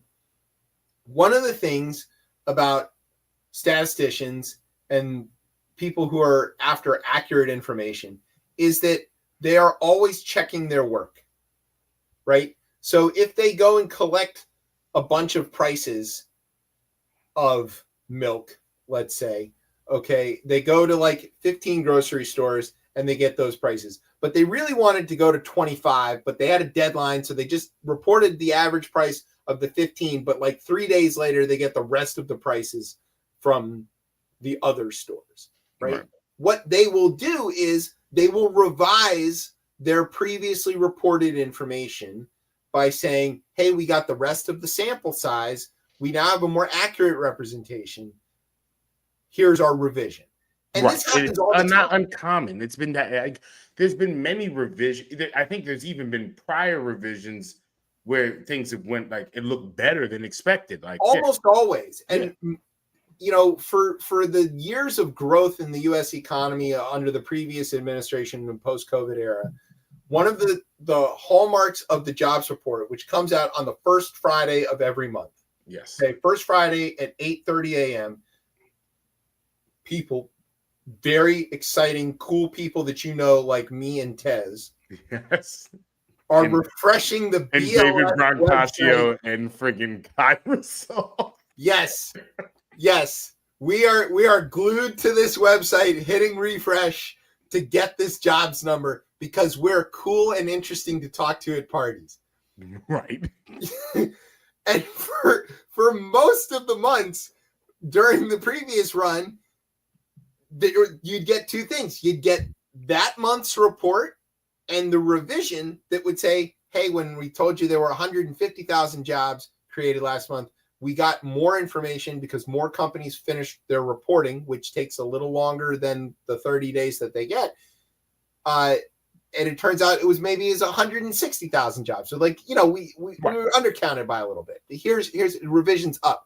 And for almost the entire length of the Biden administration, it was a number and then a revision. The last 2 months we were wrong. It's actually higher than that. So like the numbers got rosier and rosier and rosier. And that wasn't uncommon during the first Trump administration too, right? You saw we saw job growth and then they would here's the numbers. So what happened this time is that the Bureau of Labor Statistics reported their numbers and they were dismal. There were only 73,000 jobs created. That's under 100,000 for the first time in a very long time. And then they also reported that the previous 2 months, they had massively overcounted. Yeah. They got it really wrong because their sample sizes were too small. But now that they got the rest of the data, they were able to get an accurate number, and they revised the numbers down, which, again, is not uncommon. Enter one tiny-handed, roof-climbing chucklefuck. Lost his shit. He was like, it's rigged. Okay? And he somehow blamed the person in charge of the BLS, not the numbers, Erica McIntyre, who doesn't compile the numbers. That's the thing. Like the way these numbers come in from so many places, man. Like, so like while we're refreshing them on Friday morning at 8:30, she got them at Friday morning at 8 a.m. That's how long she's had them that we didn't have them. It's not like she writes the report, right? She's just managing the agency. She doesn't have anything to do with collecting this information at all. Trump knows that. He doesn't give a shit. So he fires her. And he doesn't fire her because she's guilty. He's firing her to send a message that you fuckers better not report anything that's unflattering about me. It's impossible to do that. Like they're going to, the next person is going to report this. It's going to be straight again. Like, because the way these numbers come in, I find this to be very hard to fudge unless you don't. The only thing I think you can't do is not put out a report. Yeah, but there's a problem with that. I thought about that too. You remember several months ago when the ADP report said that there was a negative in job creation? Yeah, I remember. And then the BLS report came out and it was 150,000 jobs. Yeah. And I tweeted about that, or blue skied about that, whatever it is, about that. You know what it is. I'm not saying that. I put it on Blue Sky and I said it here that if the numbers were that far off, because usually the ADP and BLS numbers are not that far off. ADP is often a little high, but they're not a little high. They're not 150,000 versus negative. That's odd. I was like, if it comes out that way, it's obvious that Trump's rigging this data and he's leaning on it. Well, he didn't lean on it, obviously. I was being hyperbolic there, but what they did do was they didn't have a good count, and the ADP report was closer to accurate. And so, like, it's not like the BLS revised it though. They did what they were supposed to do. They revised it. Yeah, they revised it.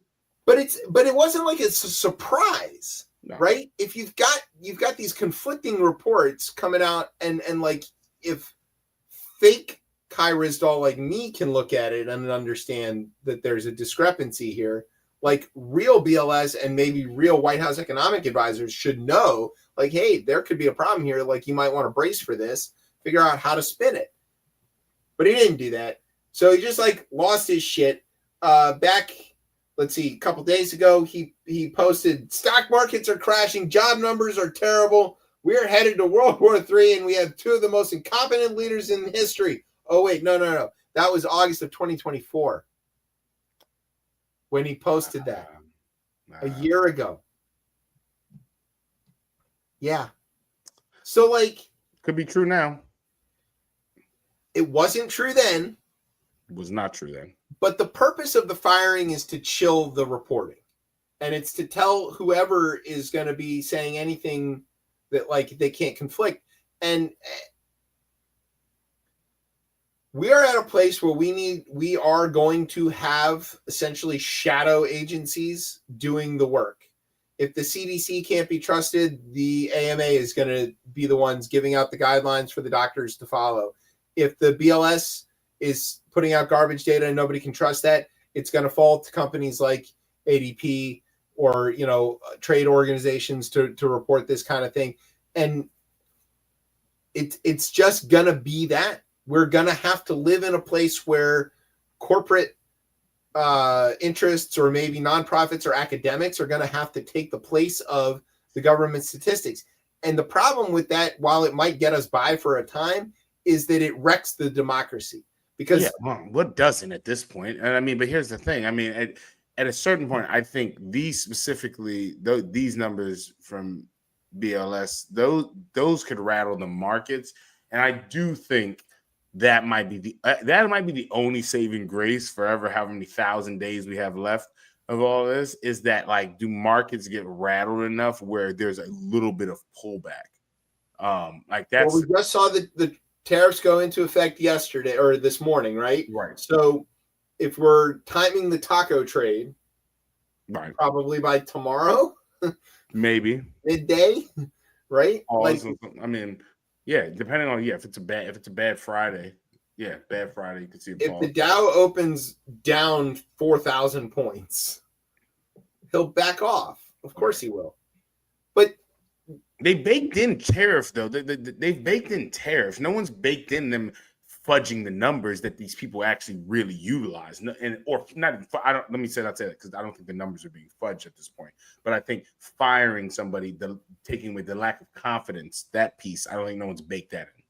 Yeah, I think that's the thing to remember is that, economies are made of people. Right. And economies basically function on confidence and trust. Yeah, exactly. There you go. That's exactly. And if you can't trust the underpinnings, the basic information, how can you imagine if, like, you didn't have a good grasp of how electricity works, and then you're asked to go fix something, like a big machine that runs on electricity. You're like, right. I'm just kind of guessing at this. Like, what's going to happen? You're going to get zapped and die. So you need the basic information in order to make good, sound investments. Right. And Trump doesn't want that. He wants it. Keep in mind, I just want to also, like, re-highlight this. I think I've said it several times. When people are like, why is he damaging the economy and crashing everything? That is the plan. It is not like an inadvertent how this guy is so stupid he's damaging the economy. He wants to damage the economy. His billionaire friends want to damage the economy. They want to collapse the economy, cause a depression so that they can buy up all the chunks that would normally function at a much cheaper price. Then they will switch it back on and own everything. But what happens if people don't believe in it anymore? They'll have enough of the pieces. The fundamentals will still, people need to eat. People need gas. We'll see. I mean, yeah, but, like, if people stop believing in, like, I think it's a tricky game that they can play where, like, all of this is about belief in, like, oh, either I can get ahead, or, oh, if I put certain X amount in the stock market, like, I could get a return, like, or again, if I work hard, all of these things are like, if I work hard, I can have a stable home and get food, and put food on the table, and all of that is a belief system. And when people stop believing, that's where you can easily, like, or transition into, like, anarchy. And I think that can end up happening faster than people believe. Yeah, but I don't think that's where they think it's going to go. I think what they're doing. That's what they don't think. But I'm like, again, when it happens, and, like, people are like, oh, we're done with this shit. Like, I think the American people are still the wild card in all of this, with the Peter Thiels and all that. Like, all that shit sounds cool. You guys can run this. You think you're going to run away to Mars or do all this type of shit? No.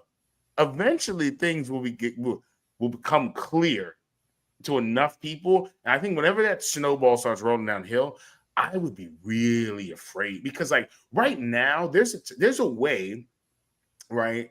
Because inequity is what causes all of this stuff. Is if you give a little bit, you can hold on to all the shit you got. And that's where I like, if you just give a little bit, right? If people, and enough, like the carrot enough for people to just think, oh, I could grab it. I don't think people are anti the billionaire class in this country because they think they can be one too. Yeah. I don't think they're truly anti that, but I think it could eventually one day get there. And that's where I think they're making a really bad bet. I think the bet is not smart. If if the theory is to buy the dip, right, and you want to just create a giant dip so that you can buy it, I do think that is what's going on here. They mean to cause harm to the economy, to put people out of work. They mean to cause big Stephen crash Mnuchin in 2008, right? How they privatized and bought up all these properties, right? And like, yeah, they want to buy up all the housing, or they want to buy up the means of production in various places. they want to consolidate the railroads and buy that up. They want to, and if you got the money, you can do it. And I don't know. I mean, if you think let's take streaming right now for it, right? When does it get right? We're all paying way too much. Like I'd kill for a triple play package now. Give me the fucking home phone, right? I'd kill for it. Like just say, well, I could go to a couple channels. I know it's gonna come in direct. There's no delay, whatever. I kill for that. But like it's streaming, I look at that. When is the time where people are gonna be like, yo, enough is enough. We're not doing this shit no more. We walk away with our dollars. Like I'm good on this. Like, does that ever happen? I think so. I think eventually you can push people to it. I think. Well, the companies are smart enough to know to like always leave it just at the edge of affordable. But what I'm saying is that like, if you do want to buy up, I don't know, an entire industry, timber, right? People are going to need timber. So what you do is you crash the demand for timber. So those companies are bankrupt and they can't afford to operate. You buy them all up. Then you uncrash it. You go back to issuing loans. Or maybe now that you own all the timber, you also, I don't know, open a bank that finances home building and home loans. And then you just, washing one hand with the other or something like that. It's all there, and they could do it. They are doing it. That's the thing. Like, don't think that this is a mistake. When the market crashes, where are we able to bail people out from? Like, where's the government coming to do this again? Where's the bandwidth for that? Well, they're gonna borrow it. I mean, they're just gonna issue debt, and they're gonna and then they're just not gonna pay the debt. But it's not gonna matter. They're gonna abscond with the money. They're gonna It's just how that works. I mean, they're just gonna steal it. Happened before. Right. It keeps happening. Speaking of stealing stuff, Texas. So Texas is a very Republican state, but it's not an exclusively Republican state, but it should soon be an exclusively Republican state because even though they're supposed to redraw districts after a census, Trump told them to find more votes or another more bad bet. This is another bad bet. I don't think they should do this. I don't think they should do this. Well, there's several reasons why they might not want to do this, but here's what they're actually doing. Because they know that they are headed for a loss in the midterms if midterms do happen, which I don't think are going to happen. They know that their ideas are not popular and they know that they are not competitive. The Republicans have decided that their only option to maintain control of Congress is to redraw the lines to give themselves more seats than they are currently likely to be able to hold on to. And the easiest place to do that is in Texas, where they can draw some Democrats out of these seats, make them, heavily Republican, but not exclusively Republican districts, and make some of the Democrats squeeze into ones where they're competing with each other.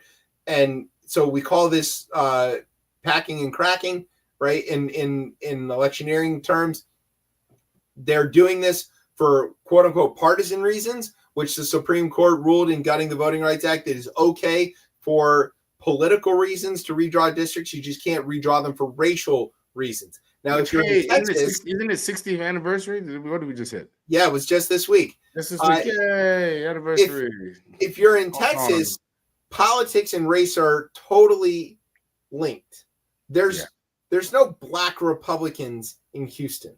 Okay, right. So when you say you're doing this for partisan reasons, you're also exclusively doing it along racial lines. But as long as you call it partisan and not racial, it's somehow fine. Texas has these things that are called Latino opportunity districts, where they're specifically drawn in ways to keep Latino communities together so that they do have voting representation. And that's the number one target for what the Republicans are going to do. They're going to break these up and redistribute all the voters. That's what they want to do. They hit a snag, though, because in order to do that, they got to get it through the legislature. And in order for the legislature to operate, they need to have a quorum. And in order to have a quorum, they have to have 100 and some odd folks there in the chamber. The Democrats are enough of the people in the Texas House that if they don't show up, all of them don't show up, there's no quorum and business grinds to a halt. So the Democrats fled the state. They went to places like Chicago, New York, Boston, California, and they're holding press conferences. I like Trump yelling at Abbott in his wheelchair. That's an incredible photo. That photo is so good. You could just it should be copy and pasted into like an assisted living. How come you don't have to walk everywhere? Do those wheels work? How do you get on the roof to go amble around doing nothing? It's crazy that usually it's get gone to Texas and everybody got gone out of Texas. That's right. Get gone from Texas. Get gone from Texas. Change the preposition. So they left, and now the Texan Republicans are all like losing their shit, right? They're like, oh, we're going to issue arrest warrants. Well, those don't work outside of Texas, so you can't go get them. Oh, we're going to call the FBI. Well, which federal laws have anybody broken in order to go get them? None. Okay. What does that matter, though? What happens when Donald Trump sends them to go, when he sends his task force there to go? Yeah, well, so now I'm just giving the background. Now let's get to the questions, right? Okay, what if the Texas Rangers go across state lines and try to show up in Illinois and arrest these people? What would happen? They should be arrested, I assume. They would, the second they exercise police authority outside the jurisdiction, they would be violating a lot of rules, including federal laws. Yeah. And, the Illinois State Patrol ought to lock them up and throw them under the Cook County Jail, for God's sakes. I don't know if they will. What happened to states' rights? States' rights! What happened? What happened to them? I don't know. Well, I believe that. Never mind. Never mind. Okay, now another question is, what if Trump does send the FBI after them? If the FBI, now you're into this hypothetical. That's an illegal order. It's illegal. There's no warrant for that. There's no way to do this. There's no law that they broke. They can't go to court and get a warrant for these arrests. So if they go to detain them without a warrant, that's extrajudicial. That's not legal. If Trump orders them or Patel orders them to do this, what do they do? Do FBI field offices say no? Do they refuse the order unconstitutional? What do they do? We don't know. Don't know. There's an attempt in Texas to fine these guys a big pile of money and charge them with bribery for using campaign funds for doing so, because the Democrats have done this twice before. Texas passed these laws to basically try to stop them from being able to do that. That's an interesting one where it might get. I mean, I don't know how you stop this now. It doesn't get you to the quorum, but I could see that one actually being the only plausible. I don't see any way on God's green earth for them to prove that J.D. Pritzker didn't just write them a check for babysitting. That's true. Yeah. And he can do that because he's an actual billionaire, unlike Trump. So we got a lot going on with that. A lot. It hasn't worked in the past. It's only delayed things. I'm interested to see where this goes. But to your point where they need to be careful about this, right? There's the obvious question of, if they draw these lines and they get more competitive and enough money floods into Texas, is it possible that they actually don't win these seats and maybe even lose some that they are going to, because they're going to have to sacrifice a little bit, right? They're going to have to move some Democrats into some previously very safe Republican districts. Could that potentially be a problem? That's one problem. Problem number two is that Democratic states could basically do the same thing. The problem with that is Democratic states have sort of unilaterally disarmed, where they have passed laws to create independent commissions to do the redistricting, which is the right way to do things. Yeah. But is not the way we need to do things in this instance. California would have to, by ballot initiative, unpass their previous ballot initiative that created the independent commissions and thus allow them to redraw on partisan lines. That's a hard sell, but it might work because California voters are very motivated to do anything they can to fight Donald Trump. Yeah. Side note here, remember Democratic leadership is behind this as well too. I was reading Hakeem. Democratic leadership is finally willing to pull out the stops on some of this. Remember when Trump said that the big problem with wildfires is we don't rake the forests? Well, he's in charge now. How come we still have all the wildfires? Well, why is he not raking? Get the raking. Yeah, get to raking, fucking dummy. All right, so Illinois already basically did this. They drew a lot of Republicans out of their districts. California, it's going to be tough, but they could do it eventually. New York can do it too, but it's going to be even harder. They have to undo a constitutional amendment to get it there, so it would probably take a couple of cycles. I'm not sure that we have enough time for that. Right. Massachusetts can do this. If there's enough of a groundswell, we could see Pennsylvania is already terribly gerrymandered, where a state that's majority Democrat by voter registration has majority Republican legislature. That doesn't make a lot of sense, but that's what happens with these redistricting. Same thing's true in Wisconsin. So that those are two. But people should be paying attention to the Commonwealth here. We've got an off year. Okay. Yep. We've got an election for governor. It's a pretty good bet that your cousin is going to lose and Spanberger is going to win. And it's already a Democratic legislature. It could become a more Democratic legislature. Virginia does have, still a bunch of Republican congressmen. You could see a way where Virginia could redraw districts where every district is a vertical district and contains a big slice of Northern Virginia, Richmond, and the Tidewater. And, basically draw the Republicans clean out. There's a bunch of seats there. Maryland already successfully did this. Drew Roscoe Bartlett out of his district. I don't know what you're going to do about Andy Harris in the Eastern Shore. Maybe just cut it off. Right. Let it float. And North Carolina could go. Oh, God, yeah. Cooper's in the race now to replace Tillis. It looks like and they've got a Democratic governor. So, who knows, what this looks like. They're in a fight between their legislature and Democratic governor who keeps vetoing things. So South Carolina, they talking about running someone against friggin' Lindsey Graham. That's insane. Yeah, but not a lot of pickup there. There isn't, but I mean, what if someone beats Lindsey Graham in a primary? It can. I think that opens up that seat to. It does very definitely. I hope they try it. This doesn't seem smart. And my thing is, it's so crazy because they've been winning doing this shit, gutting the fucking voting rights and gerrymandering and drawing these districts. Just even the last two cycles, the last 20 years, that's worked for you all. It's clearly worked. Yeah, and they figured it out early. They need to redraw the state. Yeah, representative, the state, not the House of Representatives, the state legislatures, districts, to gain control of the state houses in ways that are non-representative of the voters, and then use that to redraw congressional lines or to pass voting restrictions in ways to maintain their power.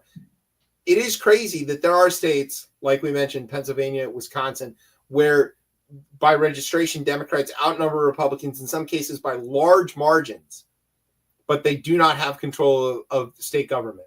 And that's crazy. That is voter suppression. That is non-representative government. That shouldn't happen, but that is what is happening. I can only hope enough of these people get measles and die or something. I don't know what that could happen. It could happen. I hope. But then there's the other, hey, risk here of do you inflame the situation? Do voters reject this? I don't think that's likely, but I don't know. You think anybody in this country likes democracy? No. I think across the board. I think it's clear that the party in charge and this MAGA stuff, they're no, we need an autocratic system because we want to make things, we want it to stay the same how it used to be. In easy terms, we want white folks to continue to be on top, right? Yeah, it's clear that's the case there. But on the flip side of this, I think, it's a response. It's a late response, but it's almost it does feel sometimes that the Democrats are getting to the point where it's can we beat this by we have to play dirty at some point. And the question is, do you play dirty? And then it's if you gain, let's just say one day there's that super majority again, the 60 votes in the Senate, the House, and the presidency. You gotta redo all of this. Yeah. Yeah, that's the question that I was actually talking about this earlier this week with somebody that if we fight fire with fire and regain control of government, do we then institute a rock solid system that puts fairness back and be willing to compete on ideas again, or do we become the autocrats? Right. I would hope that it's the first thing, not the second thing. No, but I don't know. Power, man. I don't know. Yeah. Benevolent dictatorship starting to sound pretty good. It's never going to sound. I mean, it's an oxymoron. I would never let this kind of thing happen. I would make sure that you had representation. I would never let Greg Abbott roll right over people's voting rights.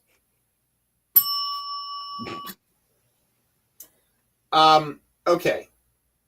This one here came from Brian, I think. So I need him to explain it because I literally have no idea what the fuck we're talking about here. Well, I thought you were gonna lead it in because you were kind of mentioning the fact that like how ICE was recruiting. So and so they figured it's like you with recruiting videos, you need actors or whatever. So before we got to that one, I thought there's this one about the One Piece flag. Oh, the One Piece flag. Oh, so anyway, if anyone's familiar, so I'm a MAGA guy. I like MAGA anime, not MAGA. Let me correct that. Manga. What is hold on. Wrong word. You clearly just said I like. I know. I heard him say it. Yeah, let me correct myself. I like manga, Japanese comic books. I like MAGA. Yeah. Jeez. Oh God. I'll live that down for days. So apparently, one of the big three shows and books out there, there's Boruto, Bleach, and One Piece. And One Piece stars Luffy. And Luffy, he has these group of pirates, and they're known as Straw Hats. And they have this flag that has the Jolly Roger, but it has a straw hat on top. And I find that's very interesting because most recently I found this on, again, Instagram and stuff like that. And I've been looking into it down the line through the news media. So pretty much Indonesia has, just like here, having some issues with their government. And so their way of protesting is they gotten these straw hat flags and using them as protest flags. And now the Indonesian government is calling for them to be banned because of the fact of this protest. So I thought it's kind of weird to hear and see the fact that, mind you, an animated flag is causing a whole bunch of stir in a country like that. And pretty much, if anyone's familiar with One Piece, their group, Luffy's group they're kind of like, even though they're pirates, but they're kind of like good pirates, almost like, Captain Jack Sparrow and all that stuff. So they make it kind of interesting for them to, they're kind of liberators. And I believe that's the whole inspiration of that flag and why most of the Indonesian citizens are using it right now. Is this sort of like the Winnie the Pooh thing in China? Like they can't be outright critical, so they have like an analog that they use to be critical without being overtly critical? Well, it's not in the sense of using, because with Winnie the Pooh is something different. I think here, because people can purchase these things because they're, Indonesia and Japan are not that far away. So pretty much they can, get them all online and get them shipped to them. But I think due to the fact that it's like it's a form of protesting right now, they're using it as a symbol of protesting. I think that's where the issue lies. So I mean, whatever Indonesia's got a lot going on, and everything's kind of corrupt of late. So yeah, I can understand them for trying to giving themselves a symbol to try to liberate themselves. Can I also just highlight the name of the center left party in Indonesia is called the Democratic Party of Struggle. Yes. And I I know up in Isn't Minnesota, that the name of our Democratic Party? That should be our name, right? Like in Minnesota, they've got the DFL, the Democratic Farmer and Laborers Party. We need to rename ours the DPS, the Democratic Party of Struggle. That is what it is. That's a great name. Great name. It's so good. All right, let's get on to the ICE recruiting. So, Brian, who the fuck is Dean Cain? Okay, Dean Cain, if anyone remembers back in the mid-90s, Dean Cain was, well, let's put it this way. Do you remember this Lois and Clark? the show. Is that the Terry Hatcher one? Yeah. Yeah, I remember that one. Okay. I remember her being on SNL and doing a bit where she couldn't tell who the various cast members are when they put glasses on. Right. Right. Okay. So pretty much Dean Cain at the time, he was Clark. He was Clark Kent. He was Superman. So that was like one of the biggest roles at the time. And he was on that show for like 5 to 6 years. So, but ever since after he left that show, again, his true colors start shining. And most recently, he, again, like I said before, as you were talking about, ICE is looking for recruits and stuff like that. This little puppy showed up. So let me get it for you. What is this thing that you're going to play us? Yeah, you thought the music videos were bad. Think about this one. Good Lord. Hey everybody, Dean Cain here. And for those who don't know, I am a sworn law enforcement officer, as well as being. I felt it was important to join with our first responders to help secure the safety of all Americans, not just talk about it. So I joined up. And here's your opportunity to join ICE. You can earn lots of great benefits. And since President Trump took office, ICE has arrested hundreds of thousands of criminals, including terrorists, rapists, murderers, pedophiles, MS-13 gang members. A whole bunch of other stuff. I was like, so pretty much he was talking about, because I think the music is kind of blacking out what he's really saying. But overall, he's, again, promoting the fact that, hey, why don't you join ICE? You get great benefits. You get discounts on this and that, and you can do blah, blah, blah. And there was a line where he ends up saying, it's like, well, I can't do most of the stuff that they can, meaning arrest people and carrying a gun and all that stuff, but you can do the proper trainings and all that stuff. So I mean, the pitch is, again, weak.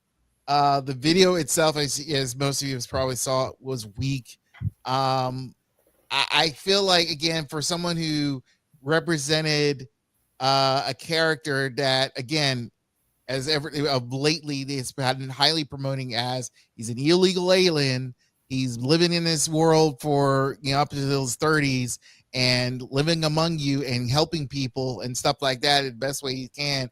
And then, even though it's a character, but still, that character represents a lot throughout the years. And especially now recently with the new Superman that came out, him portraying him promoting this and him being part of ICE. I mean, he's been like this for now a good 20 years promoting, the border security and all that stuff. And I just feels like it's such a fall from grace from him. I mean, I kind of did mildly respect him because of him portraying Superman, but now it's like, really, dude? I mean, really? We're doing this? Superman is an immigrant, right? Like, everybody knows that. Yeah. And he stands for truth, justice, and the American way. Not the American way now. Now it's for a better tomorrow. So okay. When I was listening to the radio show Superman, right, it's truth, justice, yeah, and American way. I have tapes of the old radio show from the 30s. Mm-hmm. Truth, justice, and the American. That was a choice. TV. Superman's Jewish too, by the way. I don't know if anybody knows that. He was created by. He's written by Jewish guys. I don't know. Yeah, he was created by Jewish guys, and then when they had their rights to the thing sort of like snatched from them, the way that they got swindled by the comic book thing, that's when they put the S on, because they're both of them, their last name started with an S. Yeah, it's not for super, it's for their last names. But okay, so I'm sorry, actor I've never heard of who was on a show that I definitely didn't watch, who has no relevance in my current life, is joining ICE. Yeah, hope he gets to have fun in the desert. Hopefully. Scorpion in his boots, maybe? Who knows? Speaking of scorpions in the boots. Now, you know how like you're supposed to have representative government, right? Well, Florida needs somebody to represent them. And they have found Florida or not? Exactly. Most Florida congressman you can imagine. You might be thinking to yourself, well, wait a minute, Matt Gaetz is already out of Congress and he's a child predator. Yeah, that's pretty Florida. But get a load of this guy. His name is Corey Mills. Now, you may remember this name because he cannot get out of trouble, but his most recent issue is that a woman who said that she has been in a relationship with Corey Mills has accused a Republican member of Congress from Florida of threatening to release nude videos of her after she broke up with him, according to a police report. What's this called again? What's this called when people decide to do this? I feel like Brian. Revenge porn. Revenge porn. That's what it is. Yes. Lindsay Langston, a Florida Republican state committee member in 2024 and the winner of the Miss United States beauty pageant. Okay. Side note, because I did a little look into like try to figure this out. Is she mixed or something? Her name is Langston. Yeah, I read that too, and I was like, I'm like, what's going on here? White Langston. It's not a lot of white Langstons. I'm just Not a saying. Okay. Anyway, her allegations are that basically she was going out with Corey Mills, who is married but claims to be separated from his wife, and that they broke up essentially. And then he called her and said, like, I'm going to release all these videos of us having sex and stuff. She's like, I didn't know we had videos of us having sex or being naked. And he's like, yeah. And then, so she reported that to the cops, right? And then he was like, nah, I didn't say that. He said, these claims are false and misrepresent the nature of my interactions. I've always conducted myself with integrity, both personally and in service of Florida's 7th District. Now, here's why that's funny. Yes. He owes $85,000 in back rent for his $20,000 a month apartment on Maryland Avenue in L'Enfant Plaza. $20,000 a month. God, it's not even. Guy makes $174,000 a year. Yeah. So $20,000 a month. Okay. And he doesn't pay. He's always late on his stuff. There was a ledger that was released that said that he was like, he has like $15,000 in late fees like every month because he just doesn't pay. So Miss Langston told the sheriff's department that she was in a relationship with Mills from November of 2021 until February, when she ended it after seeing reports in the media because he assaulted another woman who he was also apparently going out with. Both Mills and the woman denied that any assault took place because they were dating, I guess. Langston said that Mills was separated from his wife at the time that they started dating. They're still actually married and in a bad custody fight over their kids. You know, this guy's a shining example, right? Anthony Sabatini. Here's how this gets massively more Florida, though, right? Anthony Sabatini, who is Langston's attorney, is also a Lake County, Florida commissioner. So he's on the county board in Lake County. And is running and ran against Mills in 2022. Course, obviously. Said that Langston also filed a restraining order against Mills and his, which Politico has not been able to independently confirm. Mills told Politico that he believes Sabatini, quote, is weaponizing the legal system to launch a political attack. It's great. This guy's great. He's married. He's married to a person named Rana Al-Sadi, who's an Iraqi refugee who gained naturalized American citizenship and served in the first Trump administration. They have a son. And, they've been going through a divorce for like 2.5 years. So, great guy. Yeah, obviously. Corey Mills. Hooray. And finally, the NFL sold itself to ESPN, kind of. Or it NFL Network? Or it bought ESPN, I think might be even. Yeah, it got an equity stake in ESPN. But it only got 10%. I don't know, that's big. I think that's big. Especially when Disney finally spins this off, the NFL is going to make a huge profit on that. So the league and ESPN still have to negotiate a final agreement to get approval for the NFL owners, and it'll have to obviously go through regulatory approvals, which rubber stamp. No, may involve a lot of bribery. Remember that Trump is mad at the NFL owners for not letting him buy a team. Yeah, but he's not. But I think this gets through. Yeah, I think that we'll see. Along with the sale of NFL Network, the NFL and ESPN will have a second non-binding agreement where the NFL will license to ESPN certain NFL content and IP. ESPN is expected to launch its direct-to-consumer service before the end of September, so you'll be able to just stream ESPN without having to buy it through cable. It's going to be like $30 a month. And so they want to have like maximum amount of football on there because that's what people want when they pay for ESPN. NFL Network, which has nearly 50 million subscribers, would be owned and operated by ESPN, which would include being on this direct-to-consumer product. Red Zone would be distributed by ESPN to cable and satellite operators. So I'm about to gain, like I'm Fios, right? I should have Red Zone, but then know that Red Zone left Verizon Fios. But now maybe it's part of my ESPN bundle, so maybe I'm gonna get Red Zone, which would be pretty good for me. Nobody knows though. We still don't know. It's coming so close to the season. Never know. Yeah, it's supposed to start. But the NFL's still going to operate the Red Zone channel, so right. and they'll still be the ones distributing it digitally. So YouTube might still have it. We don't know. There's a lot of like don't know here. All right. ESPN gets the Red Zone brand though, which means that they can apply that to other things like college basketball and football.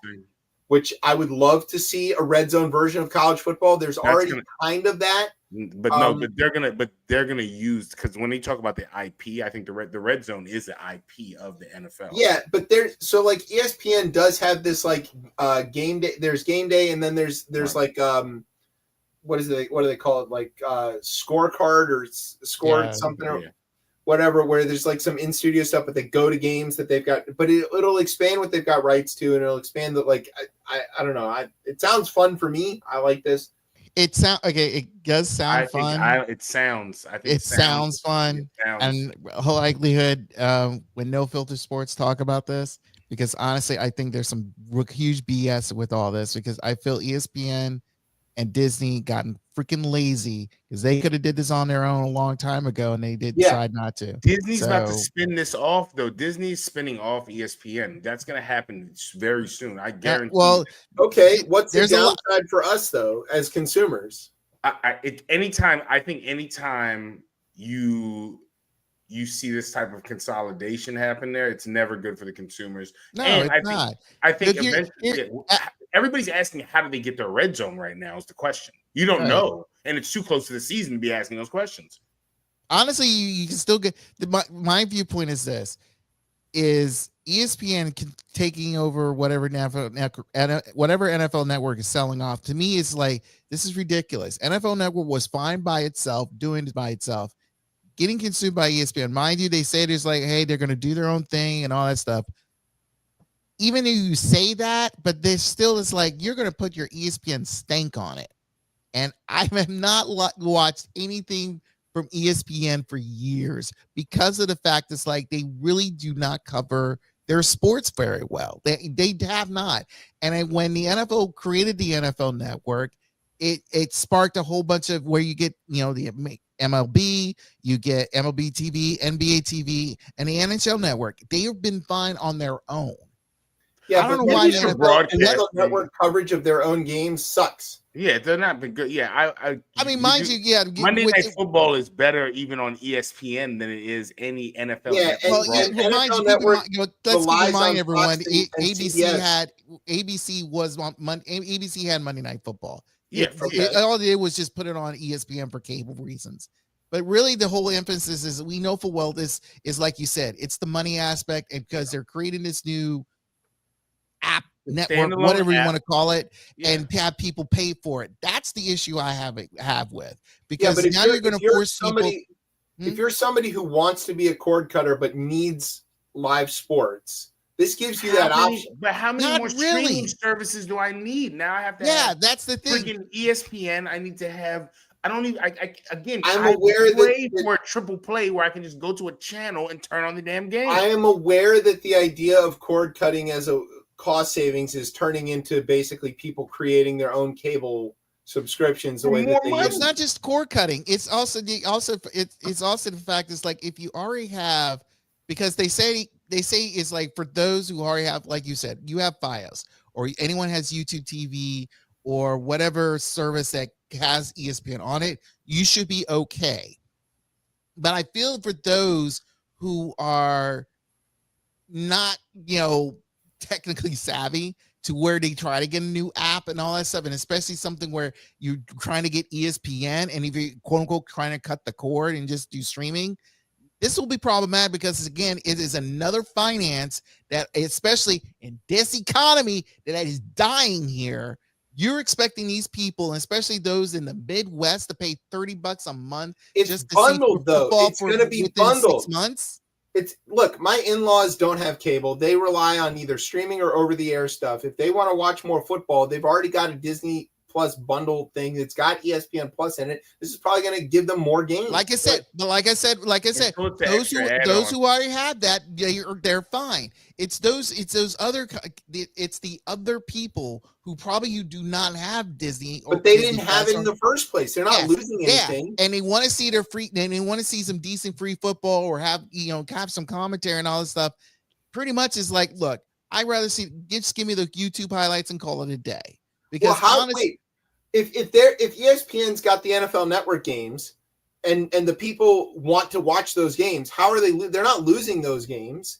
If they had NFL Network, they had it through their cable provider. If they've got because the cable provider, because the cable provider here is initially like when you have those special NFL games, those are special NFL games. It's like the games you see in London and probably some weekend, those special weekend games that they do. Pretty much those are like anybody, if you're so into you're seeing your team in those point in time, fine, you can see him then. But really, let's be honest with you, for the quote unquote diehard fans, you're going to be willing to spend $30 a month for 6 months, 6 to 7 months for what? This doesn't make sense to me. I'm not good. You're pulling me off. You're pulling me off for something that's like, I just want to see for me, let's say this, for me only, I just want to see my team. But for anyone else, these diehard fans, I do not see them trying to. You're not going to lose access to your team. Yeah, CBS. I'm not saying that. I'm not. Yeah, not. What I'm saying is it's a financial hit that I don't think a lot of people, and especially at this point in time, should not be happening. The math that you're describing doesn't exist. The math exists. You just haven't calculated yet. No, and there's something else you're not aware of. No, the people who have cable, right? Who can see it? You can't see NFL Network now without cable. So I get that. No, you can't. NFL Network is a cable show. Is a cable channel. I get what you're saying. Okay, so those people have cable now. The NFL app, you might be able to do something now. They're still going to have the NFL and right. They have the NFL Plus. The NFL Plus. Right. NFL is still going to own all of that. Mm-hmm. So if you've got NFL Network now, you have cable, which means you also have ESPN. If they take the games off of NFL Network and put them on ESPN, you are still going to have access to those games. You're not losing any games.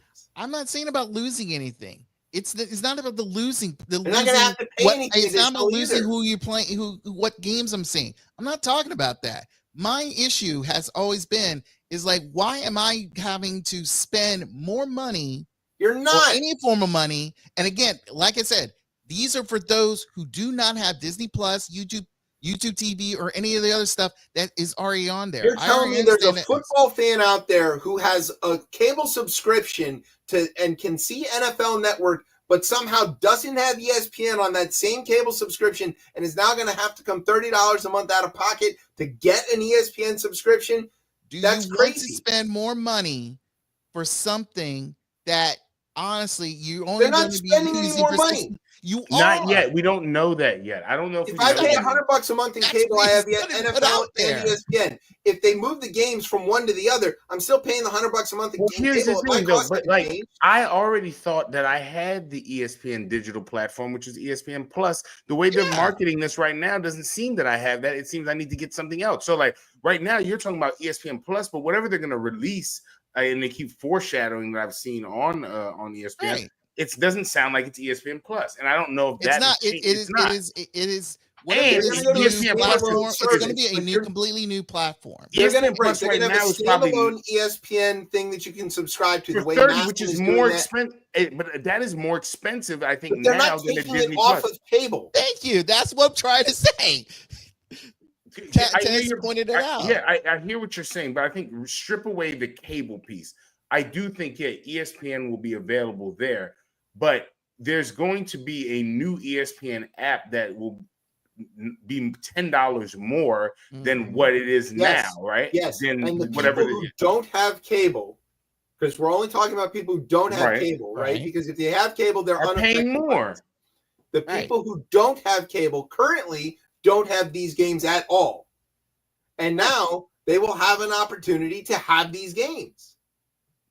Okay. Through this app. Yeah. That they have to pay for almost $30 So right now they have zero. And now they'll have, and they could continue to spend no money and still have zero, or they could spend the money and get something, which they previously, even if they wanted to spend the money, they could not have had. Well, let's put it this way. Like I said, I wanted to go to deep dive with this on No Filter Sports. There's more to this, and it's not just with we don't know any more than I do. Trust and believe. There is more, and it's more than just football. So, we've got an unbinding letter between two giant organizations. Yeah, because this is like when they were talking about this venue shit, and it didn't even end up happening. Yeah, and the NFL's goal is to get to $25 billion a year in annual revenue.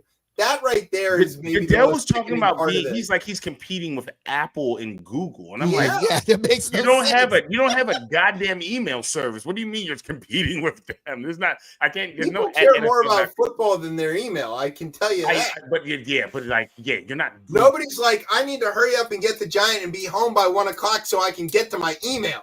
Yes, they are. It's just their fucking fantasy. They're coming through Gmail. Yeah, exactly. What are you talking about? So they can watch football. Get up in the morning to check my email. Google is a bigger business than the NFL. Yeah, but I'm not waking up in the morning rushing to my phone. I agree. It's just like, I found that very Gmail's crazy. On. I found that crazy that he was like, "Oh, we're trying to compete with big tech." All right, I mean, all right, good luck. We'll see. Get the fuck out. I think the bigger piece here, though, is that you can now chill like Don Van Natta, right? Who's obviously a huge investigative reporter, and I think and Pablo Torre breaking the biggest story of the summer around the friggin' the union. Does that get chilled now because the partner, right, owns 10% of because Torres can get that story out all kinds of other ways. Yeah, other ways. But I'm saying, but for ESPN, journalism is dead, which might have already been dead for a That's long time. Jamel Hill? Hi. Yeah, I know, long time. Forget that. We're not there for that. We're watching games. All right. Journalism from newspapers. Have you ever heard of them? Yeah, I mean, ESPN used to do great sports journalism. Carol Lennox leaving to go to MSNBC. There's nobody left at the Post. There's no news anymore. Hey, yo. Yeah. All right. You hear the music? That means we come to the end of the show. If you took the over, you won. You won. All right. We want to say thanks to Dan Silverstein for all the fun. We did tease an announcement, and if you want to see that, go check out our IG. And there it is. We are going to be, coming home. It's 9:30 a.m. What time is that? On Saturdays. That's a Saturday, 9:30 a.m. It's the rebroadcast. That is that's going to be the rebroadcast. Rebroadcast, yeah. Oh wow, we're in syndication on. We're in syndication. I thought we were returning to we're just going to be on there again. We're just going to be on there, and there's going to be clips and stuff, and Trump's going to do all kinds of stuff.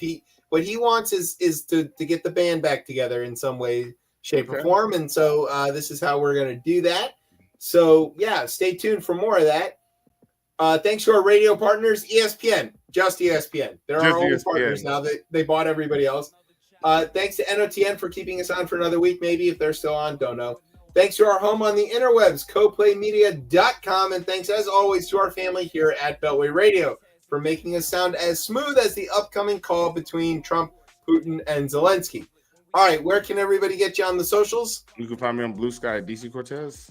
And you can find me and the show on the Twitter at ChipChatRR. Can find us on Facebook or Instagram at RipChipChat. And you can find me joining Tez being a flaming liberal on Blue Sky at Chef Chip, my old Twitter handle. And you can, of course, catch us at 9:30 on Thursday nights here on Beltway Radio and beyond. And